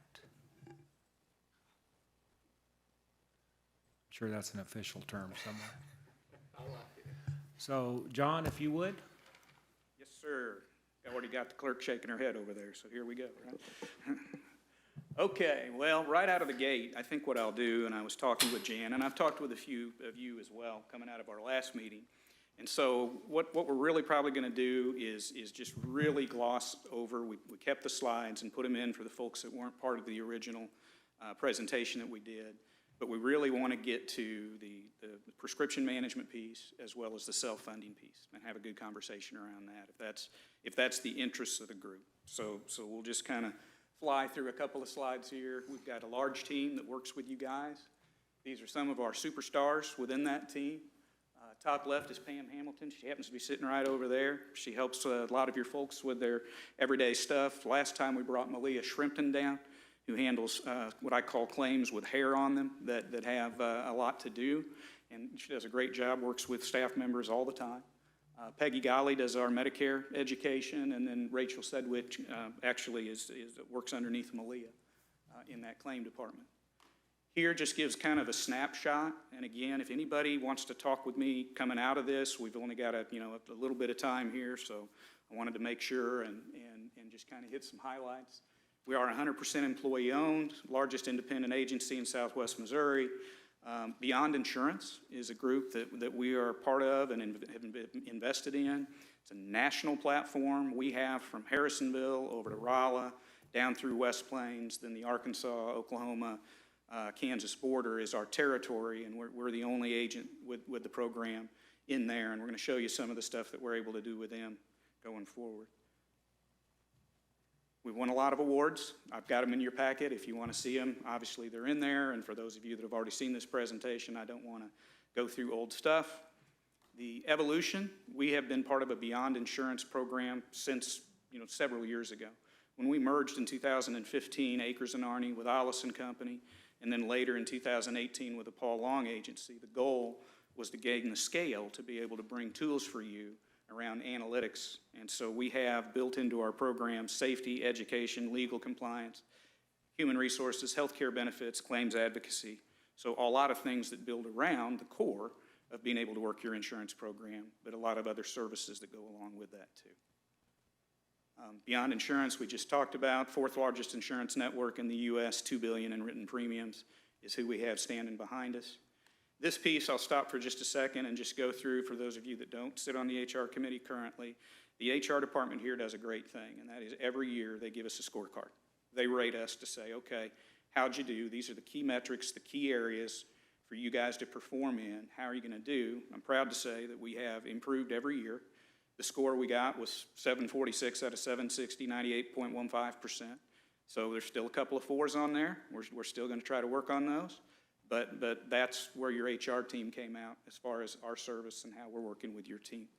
The RFQ scorecard, we got a perfect score. So whenever the RFQ was sent out for these presentations, we got all the points. This is kind of a model of how we work. So this is your preferred client agreement. We meet with Jan and Kimberly and whoever else from the team participates at the beginning of the year. We map out the entire year. All right, what are we going to do to improve risk? What are we going to do to make sure that we implement whatever programs or designs that we have that we put together? And we do that on a year-long process. We calendar it. We know when these meetings are coming up, all that stuff, we plan that ahead and we put it in writing. We follow everything up with an as-we-agreed letter. And the only piece that I would throw out to you here as far as this specific conversation, and again, I know the competition is probably very good. It probably has a great agency. We are here local. We do work with the local providers. I'm not making the pitch to you have to do business with us because we're in Branson. But what I am saying is we do our business in Branson. And so we know the local hospital. We know the local people that run the hospital. We work with the doctor's offices. So our ability to advocate for your staff is impacted by the fact that we're here and this is who we work with. And it's a big piece of what we do. We have your people call us all the time. and that's great, because Jan and Kimberly have given us the honor of basically just giving Pam's card out and saying, this is who you need to call to get your help. And so that's a piece I really want to emphasize as far as our agency and working with the city of Branson here. Okay? I'm going to stop because I just want to make sure that's all the time I'm going to spend on the fluff as you want to go through. But does anybody have any questions, concerns, comments, insults, whatever to throw out? I do have one, I'm sorry, Mayor, go ahead. No, go ahead. I do have one question, maybe it'd be a good time to ask it now, because I remember, and this, my mind's going, but we used to, it was my understanding when I got here, we paid you all a certain way at that time, and that got changed. Is that correct, Jan? How do we pay you? How do you make money? If I could table that until I've actually got a slide here Okay, just a second. that's fine. That actually shows exactly what that is and how it's calculated. All right, thank you. So I will definitely get that answered for you. Did you have a comment, Mr. Mayor? You may answer some as you go along, so I'll wait. Okay. Thank you. All right, so I'll go ahead. Cameron Black is also here. He's our Corporate Wellness Director. You guys are looking to go self-funded. That's a piece that is important to make sure, because if you go self-funded now, you're paying your own claims. You don't have the backstop there that you would if you're fully funded. And so having resources locally to be able to put together programs built around trying to engage staff and get them to live healthier lives and have fewer claims is a big piece of it. Beyond insurance, some of the things that the analytics that we have now dipped into, these programs are very expensive to be able to reprice claims and go do data files and things of that nature. This is actually an Anthem client that we had a drug run, and we got the data, put it back in to find out, all right, where is Anthem making their money? Right? What's the fill rate? We were able to go in, figure out that they're actually doing a pretty good job on brand name drugs as far as the fill, but where they're making their money is on the brand name side of things. Plus, just like in your case, they're keeping the rebates, right? Whenever you get these high dollar specialty drugs, there are rebates that are paid by the drug companies that if on a self-funded chassis, depending on how you have it structured, you have to make sure you get it written in there, but those rebates can come back to you, okay? So we were able to go in, we're actually gonna renew this account with Anthem, but we were able to negotiate a better pharmacy spread than we had before because we were able to go in and do the analytics on it. Another piece is, and these are kind of the out there things, I call them, but just know that we've gotten plugged into, and depending on the risk tolerance or the will of the board, international sourcing, where you go to Canada, the UK, Australia, and New Zealand, and get drugs from them, who they pay about a sixth of what we pay for the same drugs, packaged. And the reason those four are chosen is because the FDA has designated them as having the same or better quality and efficacy standards than the United States. And so, there's programs around that. Now, there's people that would tell you, well, no, you can't import drugs, that's illegal. These guys have been doing it for 20 years, so we're investigating them to see, hey, is this something we could do? To do this, you'd have to go self-funded, but if you're gonna look at self-funding, why not, right? The Manufacturer's Assistance Program is an interesting Before you piece. move on. Yes. So we could do this if we were self-funded. Correct. Does that include the level funded or the, what's the term? Net cost funding? No, not with Anthem. So we can't do this until we get to fully self-funded? We would have to break out the prescription piece from your current medical program, and to do that, we've got to get to self-funded. The Manufacturer's Assistance Program, again, this is when George Bush put into place the Medicare Part D program. If you remember, Medicare didn't used to cover drugs. Now it does. But part of that they negotiated with the manufacturers of pharmaceuticals was that there's a savings program. So if somebody couldn't afford the drug, then the manufacturer would actually just ship them the drug for free. Some of those parameters are very liberal, like with Humira, which is a huge drug that you've seen advertised on TV, you've seen it, some of you may be on it. The drug itself costs thousands and thousands of dollars a month. If you're a family of four making less than $154,000 and you don't have insurance that covers it, then they'll send you the drug for free. But to do that, you have to write your plan document to where you literally exclude Humira. So, you know, there's some kind of a little bit out there. I'm not sitting here telling you this is what we would do, but I just want you to know what we have coming down the pike and what we're able to look at as we go. We are due to go to market this year. We statutorily, every 3 years, have to go. We went in 2018. We looked at lots of different options. We looked at self-funding then as well, but we made the choice to stay with Anthem at that point. Here again, it's been the 3 years. It's time to go to market. It's time for us to do that and bring it for you. So these are options that we'll be looking at that time. Medical tourism, you've heard about that before. You go to Cabo, Cancun, something like that. They get the pills, you take them down there, and it's less expensive. And you can actually pay to send somebody on vacation and save enough money that the plan still saves. And the employee, generally the hook with these programs is you waive their co-payments, their insurance. So if they had to pay $200 for that drug, if they'll do this, one of these programs, they don't have to pay anything. And that's the carrot that they use to get people to participate in these programs.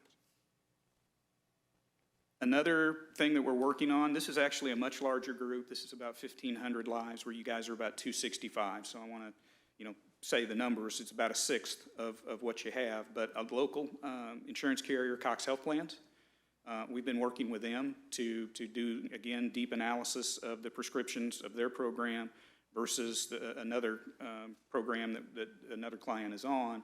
We were able to go through there, figure out rebates, actually get the full rebates from Cox as opposed to the other carrier that was scraping some of those off. And it was about an $80,000 swing.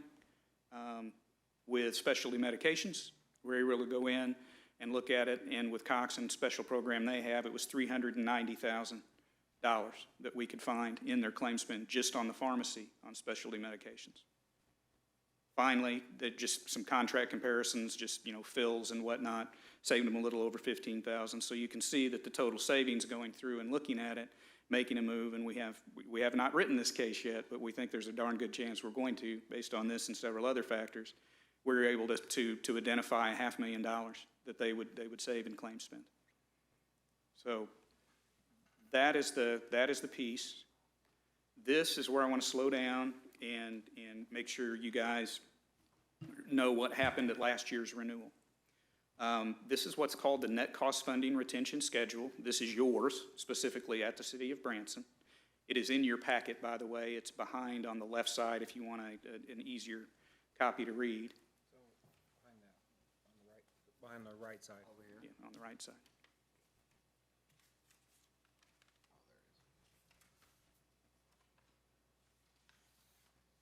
So if you'll remember, when we got the renewal last year, of course, we get it really about August the 1st, right? So we're negotiating in August all the way out for a January 1 renewal. When we got it in hand, we were showing, because Anthem had just come out of COVID, it was still in the middle of COVID, a 64% loss ratio, which is too much for Anthem to be making. That's a windfall profit. Out of that, though, they said, yeah, but you're going to have COVID claims, things are going to catch up, so we'd like a 3.5% increase. So that was our original renewal. We said, no, we're not going to do that. Went back to them, negotiated to where they had no increase whatsoever, but, and the key piece, is we made them throw this in for free. Normally, you got to pay 3% for this. We got it for no charge. And what it does, basically, is Anthem lays out their charges for fixed costs. So right out of the gate, administration at 8% is what they're going to charge. There is specific stop-loss charges, and this is one where we could spend 4 hours on talking specific stop-loss and how it works and where the pitfalls are and everything else, but it's 15% of premium. Now, in all candor, in a standard TPA model type of insurance, you could save probably 5% right there off a specific stop-loss. However, this particular stop-loss that Anthem writes has a guaranteed renewability, and it has a no laser guarantee. And what that means is at renewal time, if somebody's sick, and it happens every day in the marketplace, they'll say, all right, Jan, unfortunately, is on the transplant list. So what we're going to do is we're going to have $125,000 specific for everybody in the organization, meaning that's how much the City of Branson is liable for. But for Jan, since he's got that surgery schedule, his is gonna be $500,000 or $1 million laser, a specific, okay? And they can do it at any time because there is no guaranteed renewability. When you're out there in the self-funded world, it's the wild, wild west, and you get a one-year contract. Now, there's modifications that you can get to that. Sometimes you can get a guaranteed renewal, or sometimes you can get them to say, hey, we won't raise your prices by any more than 10%, pull a number out of the air. But all that costs, right? So a lot of it comes down to how much insurance do you want to buy, really, is what it comes down to. And how much risk are you willing to take with your program? A lot of self-funded options would actually, instead of having $125,000 specific for a group your size, you could go to $150,000 or $175,000. You can save some money there. There is no question about it. But it's a risk-reward trade-off, just like anything else in life. Okay? So add to that, Mr. Dobbins, the answer to your question, what we did, we were paid 3% before. We converted 3% into a dollar figure. That's what our compensation shows right there. But we've had a couple renewals since then. The price is not the same. So actually, instead of 3%, it's drifted down to like 2.7 or something like that if you want to convert it back to a percentage. So that $36.62, is that per employee or? Per employee per month Okay, is the way that is calculated. all right, thank you. The rest of the provisions, this is often written where you only get 50% of your money back. We got them to do the one where you get 100% of your money back. So what does this all mean? If you add the fixed costs up, it comes into roughly 26%, not quite, just shy. So 26% of your money goes to fixed costs, 74% of your money goes into a claims fund under this agreement. Any questions specifically on this? And by the way, you have this right now, today, in place as part of your program, starting January 1.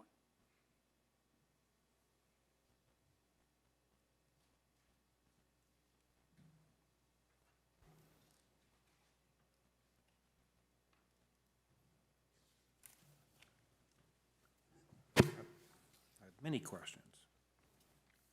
This is the plan we have today, the fixed cost and the 74% for claims. Yes, sir. So that fixed cost amount is, round numbers, $850,000. That's pretty close.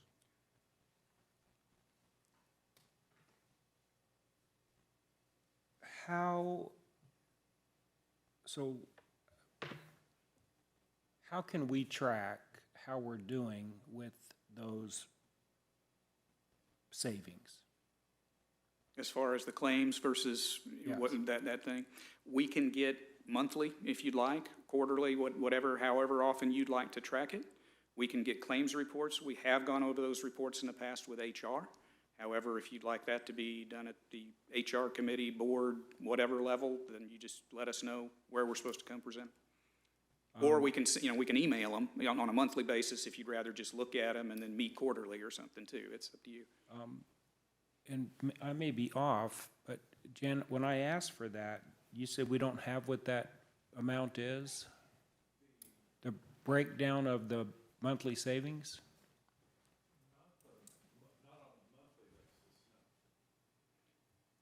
The way that the NCF contract is done, which is a little different, level funding is typically, and they usually charge a little more in the admin for a level funded product, but each month they send you a little note and say, hey, this is what it is. With net cost funding, they just send you something to say, hey, these are your claims, right?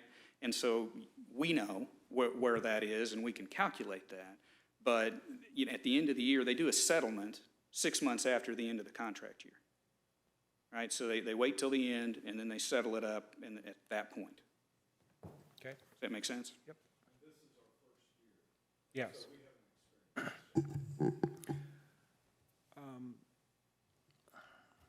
I have several questions. And the basis is, this mayor and board, we obviously have a responsibility to our taxpayers, right? those that are paying in their taxes, we're basically the trustees of those funds. This is recorded, so I'll probably hear about that one. We are responsible for, when we receive those funds, being diligent of how we spend them. When I'm looking at redirecting some funds within our budget, when we had our HR meeting a month ago, I'm going to tell you, it really raised my awareness of how diligent and how serious we need to take this process we're going through. We're talking huge dollars. Huge dollars meaning, I think, and I call it a level, in my mind it was level funded. Is that the same as the net cost funding? Well, every company's got their own little different product with different little tweaks, so it's not like it's uniform throughout. I don't know what you've been pitched on, but so net cost funding, it would most level funded options that I've seen would ultimately work the same way. But you know, as opposed to sending you, here's a report with, here's your premiums, here's your claims, and here's how much is left in your kitty, they just wait and do that at the end and settle up at the end. That's really the only difference between the two programs. Okay, so generally speaking, the difference in our claims and our premiums is give or take $850,000 a year, and it has been pretty close to that for the last 5 years.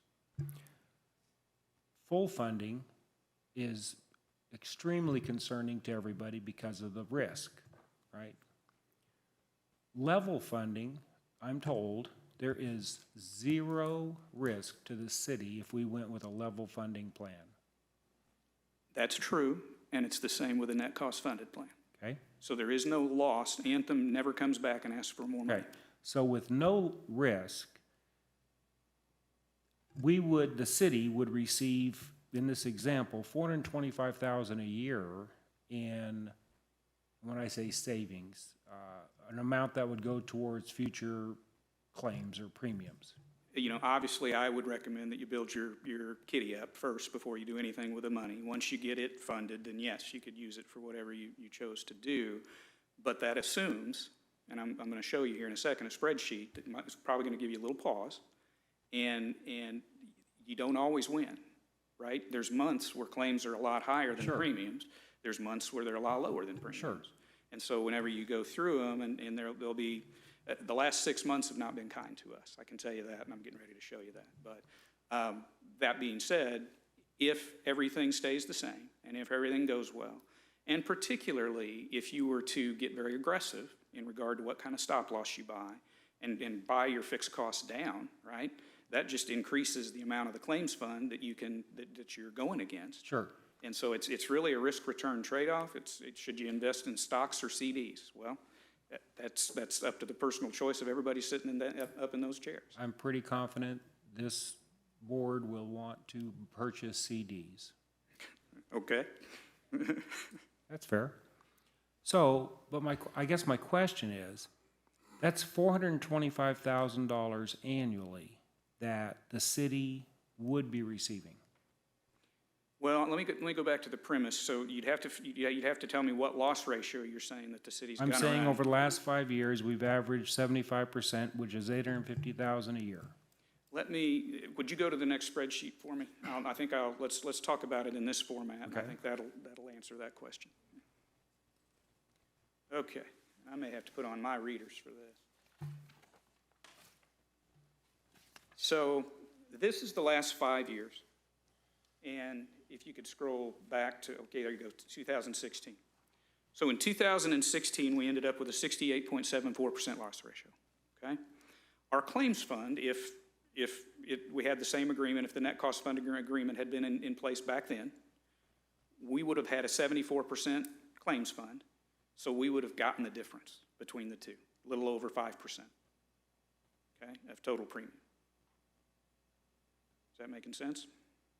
One more time, please. Okay. The 26% roughly of money's gone, right? That went to Anthem, to the House. Sure. To everything, that's peeled out. 74%'s left over. Right. Right? We spent 68% of that money, or 68%, Yes. but we didn't spend 74%. We get to keep the difference, 100% of it. Okay? So we'd have won in 2016. Okay. Okay? So it's not a $400,000 annual difference. That's where I was trying to go to here. It's whatever it is, right? In other words, we would have won, you know, again, we weren't paying 3.8 million back then, but if it was this year and it was 5%, it'd be 5% of 3.8 million. 150, you know, I mean, something, but not 425. I'm not sure where that number's coming from. Let me try this again. Okay? Under a level-funded plan, I thought I heard at the HR meeting a month ago that level-funded, the city would receive 50% of the difference between claims made and premiums paid. Okay? Which means their program, if it's a 50-50 program, is actually not as good as the one you have, but we'll move on. You want to, because when I take 50% difference of the claims and the premiums, that comes out to $425,000. If the difference between our claims and our premiums is $850,000 a year, Okay, well, the 850, and what I was saying there, that's roughly the 26%. That money's gone out, pardon me, gone out of the plan. So that's what Anthem keeps. And here, let me get some, and Jan, is it 3.8 million? Is that roughly what we're, I've been using 3.7, but it's 3.7 and change. okay? So 3,700,000 times 0.74 is $2,738,000 that would go into a claims fund, Okay? okay? If you spend $2.5 million on claims, then you get a check back for $238,000,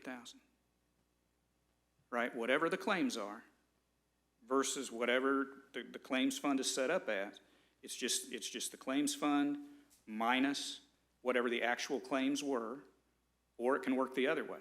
It can be that, hey, claims are above the claims fund. The great news with net cost funding is you don't have to pay that.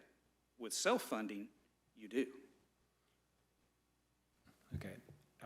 And I don't claim to be an expert in your world, for sure. But I try not to either, too. I have been drilling down into this and asking a lot of questions because, like I said, unless I'm misunderstanding, these seem to be huge dollar differences. So is the difference, I'm using a term called a level-funded plan, and you're using a term of a net loss? Net cost funding. Yes, net cost funding. If you've been shown some sort of projections, and of course, obviously, I'm at a little disadvantage, I don't know what you've seen. But what I will say is they're probably showing low administrative costs, meaning they've probably gone and gotten a 1-year 12-12 reinsurance contract, and I don't know what the specific level on that contract would be, meaning what is your liability. The biggest place where you can save money in your admin charges, the piece that goes to Anthem and never comes back, is in that stop loss. And I can get as risky as you want in that stop loss, and I can get as insulated, which is frankly what you have now. You have the CD of the specific stop loss, right? You have, it cannot be canceled, they have to renew it, and they can't laser anybody. And those are two big deals. And if the other program doesn't have that, then it's going to be cheaper, which means there's going to be fewer admin costs, which means the spread for your claims fund is going to be greater, and you're going to get a bigger refund.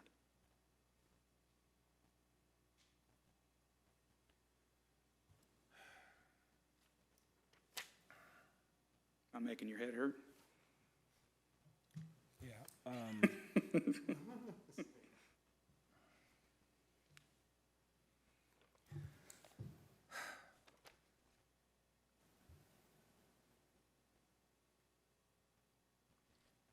Fully funded plan. Yes, sir. No, excuse me. Self-funded plan. 100% self-funded. Right now, we're paying $3.7 million in premiums. Yes? On a self-funded plan, we'd be paying zero. You would be paying administrative costs, Administrative cost. and you would be paying for some level.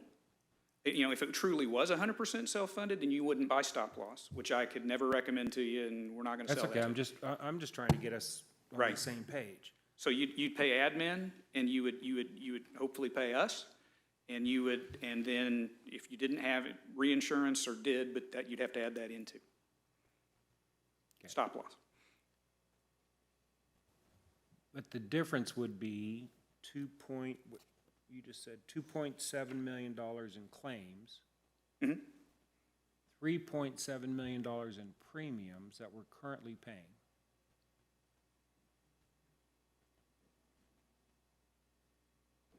Yeah, 2,738,000 in claims, and the rest, the balance would go, and I'm just using 3.8 million, so that's obviously not a completely accurate number. That is $912,000. That's right. So other than administrative cost, the city would have saved $900,000 that particular year. Only if you didn't buy reinsurance, stop loss. The biggest part of that number is your stop loss insurance, and for a plan your size, you have to buy it. You'd be crazy not to. Okay. For this example, is that a Yeah. $100,000 figure? We're in there, no. For this example, actually, that's 573,800 of that figure. To get the stop loss. The biggest chunk by far going to Anthem still, right, if you're self-funded or if you've got a claims fund set up, is still the insurance within your insurance, which is that at $125,000, it stops the bleeding, and we don't have to pay that claim anymore. Okay. Then And any self-funded program would have that, even the level funded. Okay, I don't need to drag this out, but I do want to get us on the same page. Paying the $500,000 for stop loss would be covering us for catastrophic losses. Exactly, and there's two different kinds. There's what's called specific stop loss, which is the expensive one that costs you most of the money, and that's per individual. If somebody gets sick at $125,000, you don't have to pay anymore. Anthem picks that up. If it's $1 million claim, they pay the balance, okay? Aggregate stop loss insurance is where if you have paid a certain amount of money at the end of the year and it goes over whatever that aggregate limit is, then also Anthem or whoever else you were using would pick it up. It basically covers you on the back end. If you have multiple different specific stop loss claims, which I've had that happen, where a client was doing well and then all of a sudden a bunch of people got cancer, you had to pay all these stop loss claims. You want to make sure that you've got aggregate stop loss as well on a plan your size if you were to do that. That is not going to be nearly as expensive. That probably is more like that $100,000 figure that you just threw out.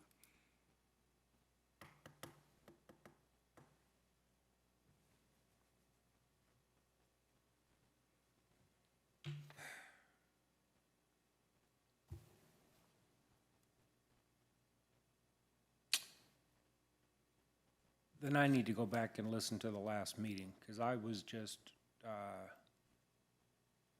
I was under the assumption that other than administrative fees, a level funded plan would have zero risk for the city, and the city would benefit by 50% of the difference between claims and premiums.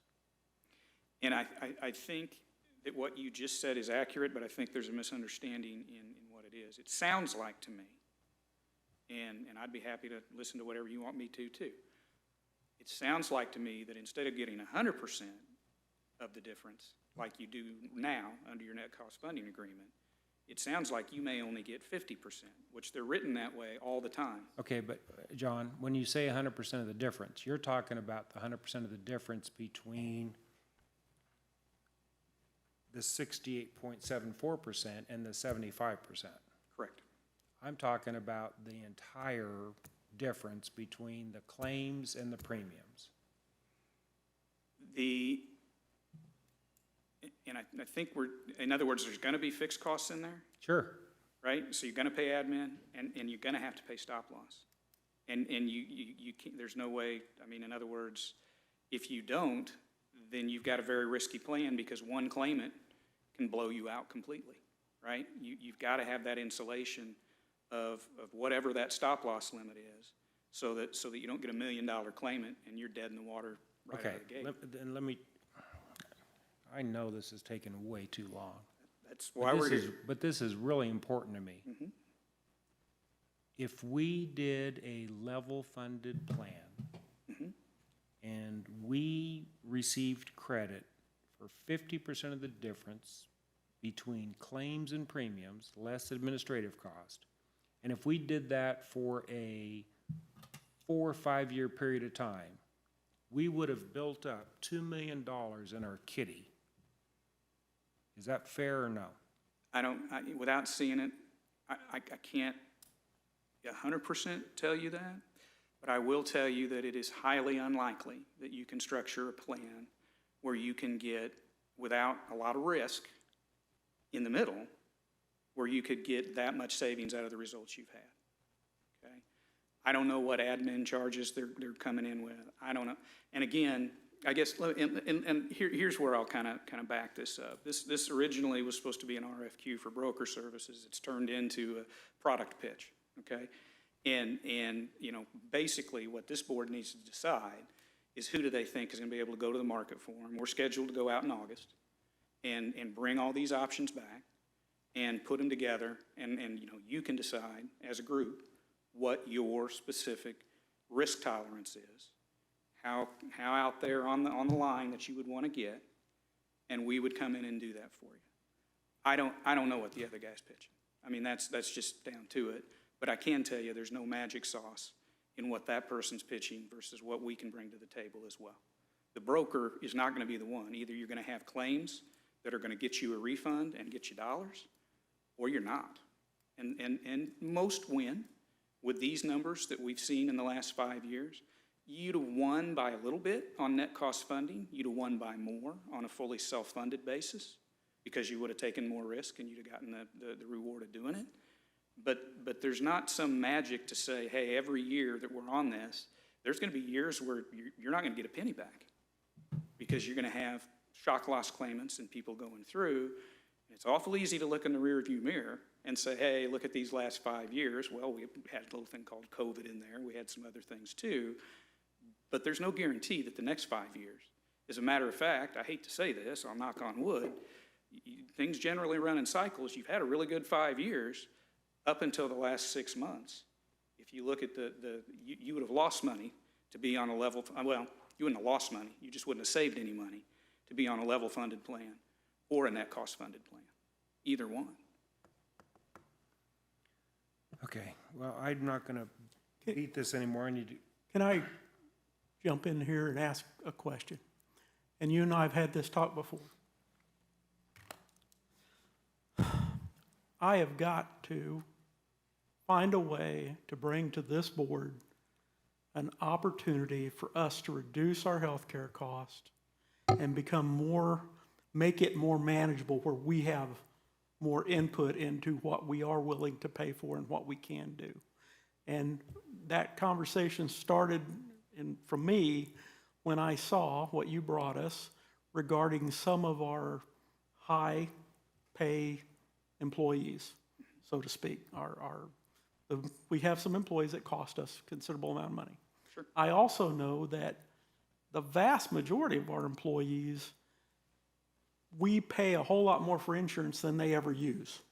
70% of them spend $1,000 or less. So what I'm asking, what can you guys do for us to help us reduce these costs so we can start? We have other priorities. I shouldn't say we have other priorities, but we have priorities in the city. Yes, our employees are number one priority, and in my mind always will be. But I also have other priorities that I have to look at, that I want to help this board fund items, what can I do to get there, to reduce our cost? Well, I would say a couple of things. I mean, we have been moving in some of those directions the last few years, right? We used to have just the one plan. Now we've got multiple plans. We have an HSA plan for those people that don't think they're going to spend money. So we have been working towards some of those goals. I will say going forward, self-funding, you should, on average, win, right? You're taking the cash flow risk. Therefore, if you're taking more risk, there should be some reward for that. So I can't guarantee you that, because you could have some really cruddy years, the next several years, and it could actually cost you money. But if you want to finance the risk, claims are claims, right? I mean, I can't change when somebody gets cancer. But as far as how you fund those, as long as you're willing to go to finance in some months and say, hey, I know the premiums were $300,000, but the fixed costs plus the claims are over $500,000 this month, and we need to find the money somewhere. Those are going to be the bad months. The good months are going to be when you go to finance and say, hey, we only had $150,000 worth of claims this year, so you were going to dole out 300 and some. Now you're only going to dole out, 175 or something. But then I've got to get you, at least in the interim, and to start with, the riskiest day to be self-funded is the first day, right? And so you have to build up some funds either ahead, or you have to have a good plan to make sure you build up funds going forward. Or you can find yourself with, oh crud, we're having one of those years, and we don't have the money in the till. Okay, again, I would have no intention, I don't believe there's a member on this board, this committee, that would have any intention of going to full funded plan, Self-funded plan. self-funded. If you would change that terminology, it'd be much easier on me. I'll talk to the industry, we'll get back to you.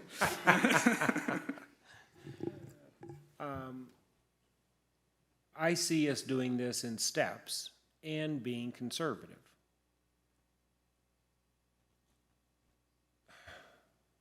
One more statement, I'm going to move on to another topic. Is my math correct? And I understand there's ebbs and flows, over a 5-year period of time, if there's been a difference of $850,000 a year premiums to claims over the last 5 years, Aetna has received $4 million more of cash profits than it's cost them. Let me go to the bottom of the spreadsheet for me, would you?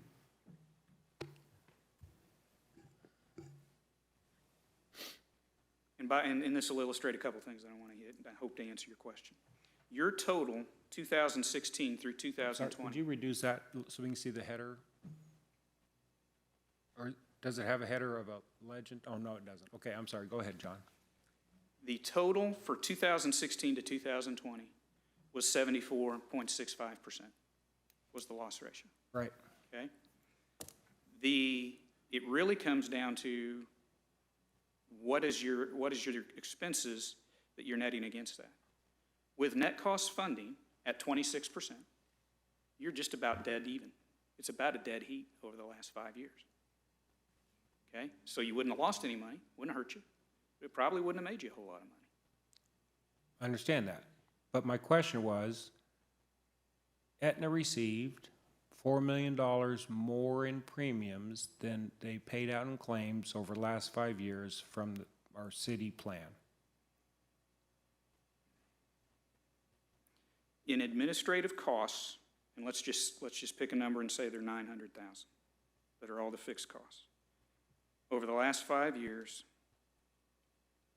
is $4.5 million that they got for admin, stop loss, us, and all the things that they do.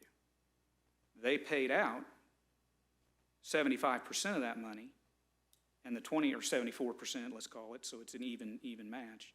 They paid out 74, which is what was in your loss fund. They kept 26%.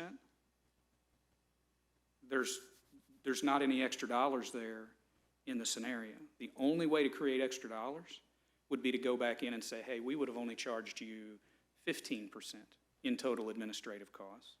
which would be pretty aggressive, right? Pretty hairy. You'd probably be buying some stop-loss insurance that would be not nearly as protective as the kind that you've got. But then the spread still would only be between the 10, roughly 10%.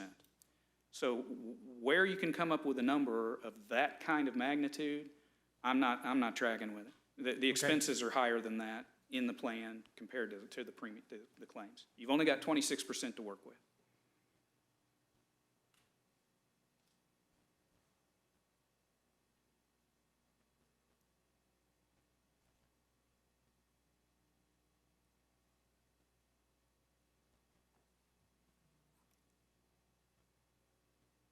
Just so I'm not completely crazy, 26% of the 4 million, Correct.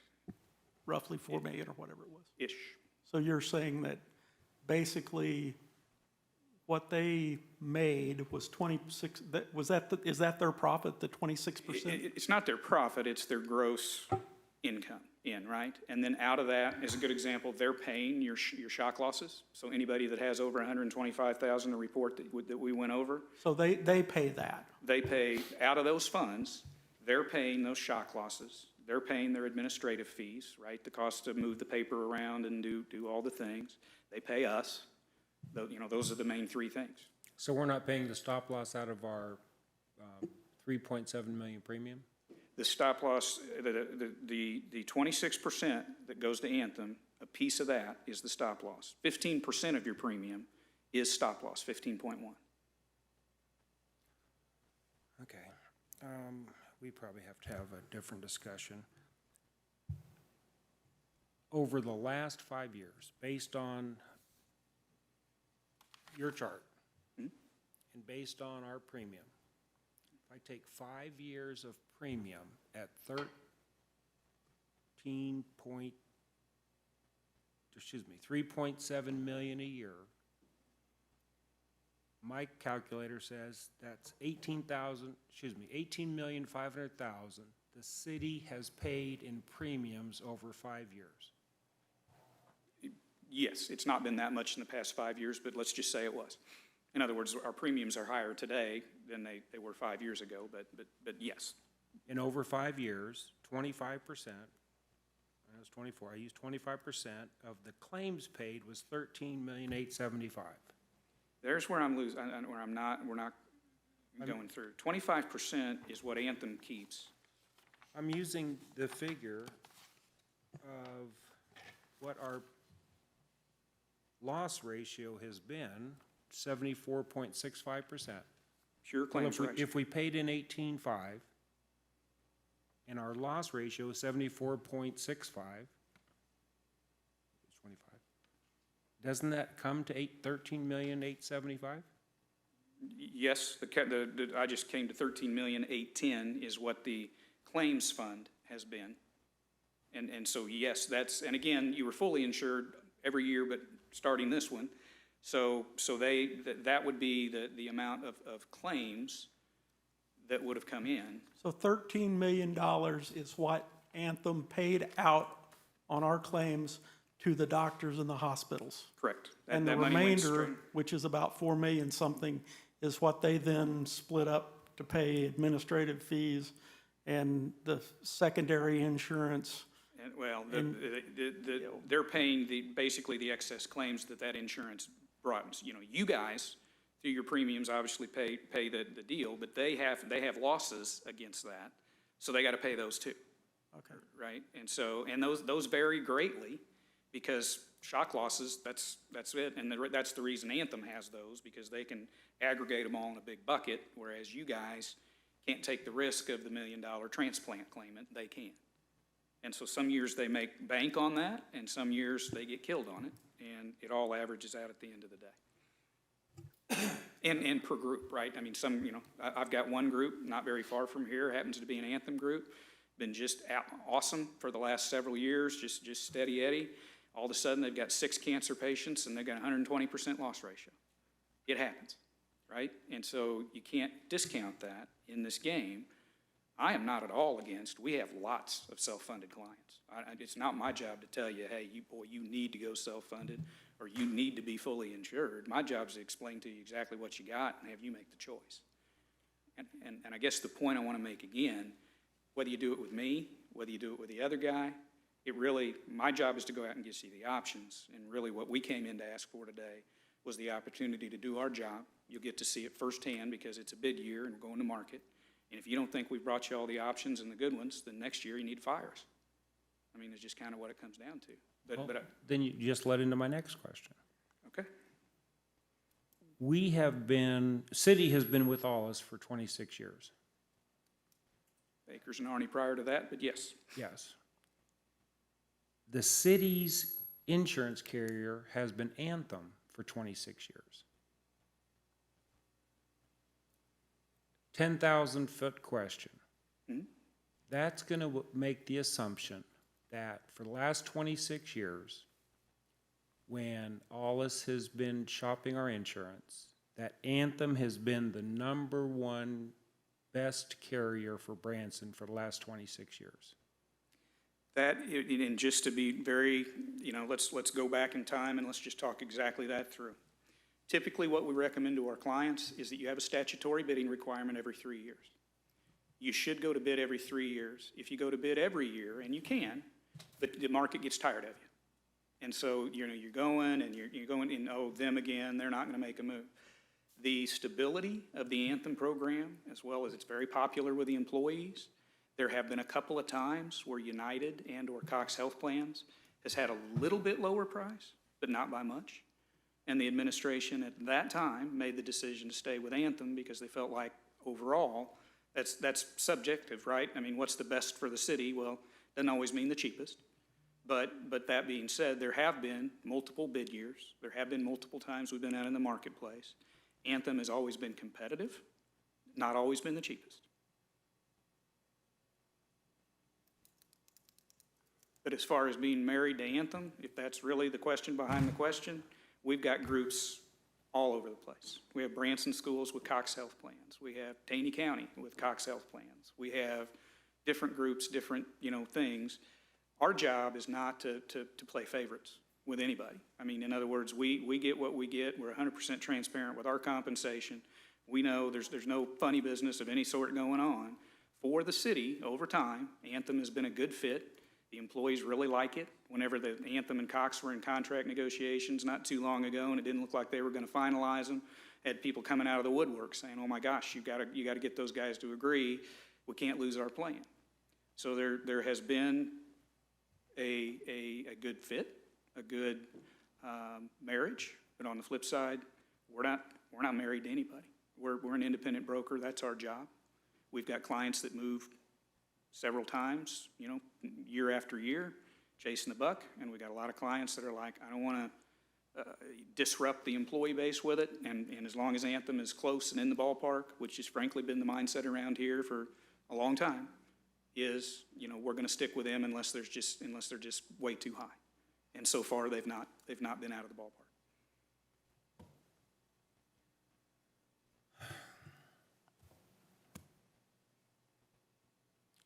Okay. Allis's fees are $36 per employee per month. Correct. Does Allis receive contingency commissions or block commissions from Anthem? Anthem, it depends on the year, and go through, if we retain a certain amount of business or sell a certain amount of business or whether they have different things, there are bonuses that can come through.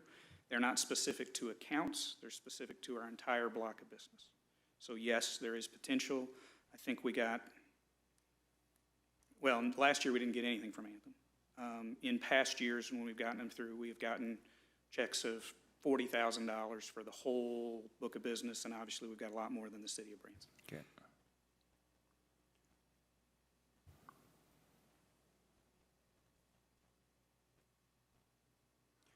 Well, I'm going to be the mean guy here.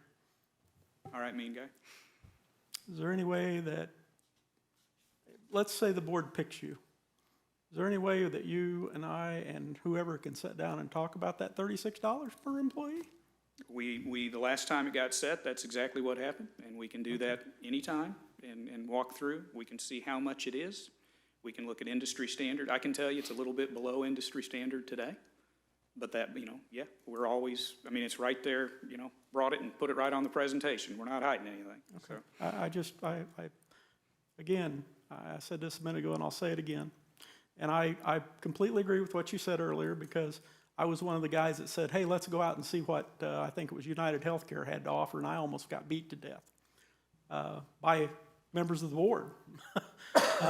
But I do firmly believe in government, we have not just a responsibility, I think we have an obligation to go out and find, and you're right, you don't want to go out and bid everything every year, because people get tired and they start to ignore you.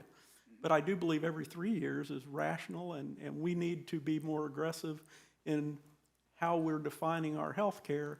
You're right, our employees, we said it earlier, our employees have a very good health care program that, quite frankly, they're not using. So why do we keep paying these fees up here to pay for that, when we know realistically we could do great and still have a good health care program, but bring it down to this level instead of this level? And, we've had these discussions a lot. I know. I'm not suggesting anything otherwise, but for the rest of the board, the city historically has enjoyed a much richer plan. And just recently did we come off of a zero deductible program, right? It is not unusual for municipalities to have a richer benefit plan than the average public. I'm sitting here with a $5,000 deductible card in my wallet, right, as part out there, whereas your people have a whole lot better benefits than that.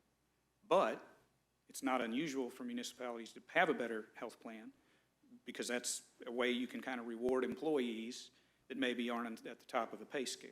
So, but that being said, and Mr. Fisher can speak to this, in polling other municipalities and other people out there, we still have a richer plan than most do, and we still pay a whole lot more toward dependents than most do, and we still, frankly, have a better plan. But we're paying less for better. We could go to the average and pay less. We could, there's a whole lot of levers. You could look at that dependent participant, that's very popular, obviously. But on the other hand, most employers don't pay, a big chunk of the dependent costs, and you guys pay 67%, somewhere in that neighborhood. So, when you look at the dollars, those have been decisions made by prior boards, and it's up to this board how you want to structure your plan and what you want to do. Your biggest lever right out of the gate are looking at your contribution levels and what you're doing. If that's where the money is. So that's really a decision for the board, is what type of healthcare program do you want to offer out to the staff. We've started to make that move, and now we've got the base plan that has an actual deductible in it, but we still have a buy-up, right? So the employees who are sick have the ability to buy up to that plan, or just very conservative and want to buy more insurance. And now we have the HSA, where people that don't have a lot of health care expenses, that think that they're gonna win, which is what I have as an HSA, then that program helps them to save money and helps the city. The city's agnostic, they just put the difference into their health savings account. But over time, it'll should save the city money too. I call those SHA the young people accounts, so why do you have one? Well, I took it out many years ago. Oh, okay. No, but no, you're right. I understand that, and I guess what is challenging to me is I firmly believe in taking care of our employees, because we can't give them bonuses. We're not allowed to. I can't do a lot of things the private world could do, and I want to keep my employees. But it's, again, and this has been with the wellness program and it's been with the buy-up program, I also need more buy-in from our employees. And I know that's not your deal, but I think our employees have to be accountable for their health care and their insurance, and making sure that we are all on the same page and getting our rates reduced as much as possible. And I need all the help I can get with that. So. And we do help with that. Communications and different things. And so I would absolutely, and particularly, as you look to go down the self-funded pathway, and people generally wade into the water, they don't just jump in the deep end. But you know, concentrating on really making sure staff understands that premiums are just based on what your claims were last year, right? Self-funding, really you're just paying in real time, you're getting either the good or the bad in real time with self-funding. With fully funded, you're smoothed out, but it's only as good as the next renewal. If you've had a bad claims year, they're gonna jack you, right? I mean, that's just how it works. So there's no magic in claims are claims. Your people are not gonna get any more or less sick next year, whether you go self-funded or fully funded. It's just a question of if you have a good year, you get the rewards. If you don't, then depending on how far down the path you went, you might have to pay extra. Okay, I fully concur with Stan. Obviously, our employees mean the world to us, and we have no interest of causing them any grief. In fact, part of the reason of looking at level funding was as we could build up an account, have the opportunity to reduce what the employees pay. Admittedly, I'm new at this. They're new at this. Bruce not new at Their this, but that's experience, different. but I'm gonna need to gather some more information, and I hate to say that. Jan, I think a couple things I'm gonna ask.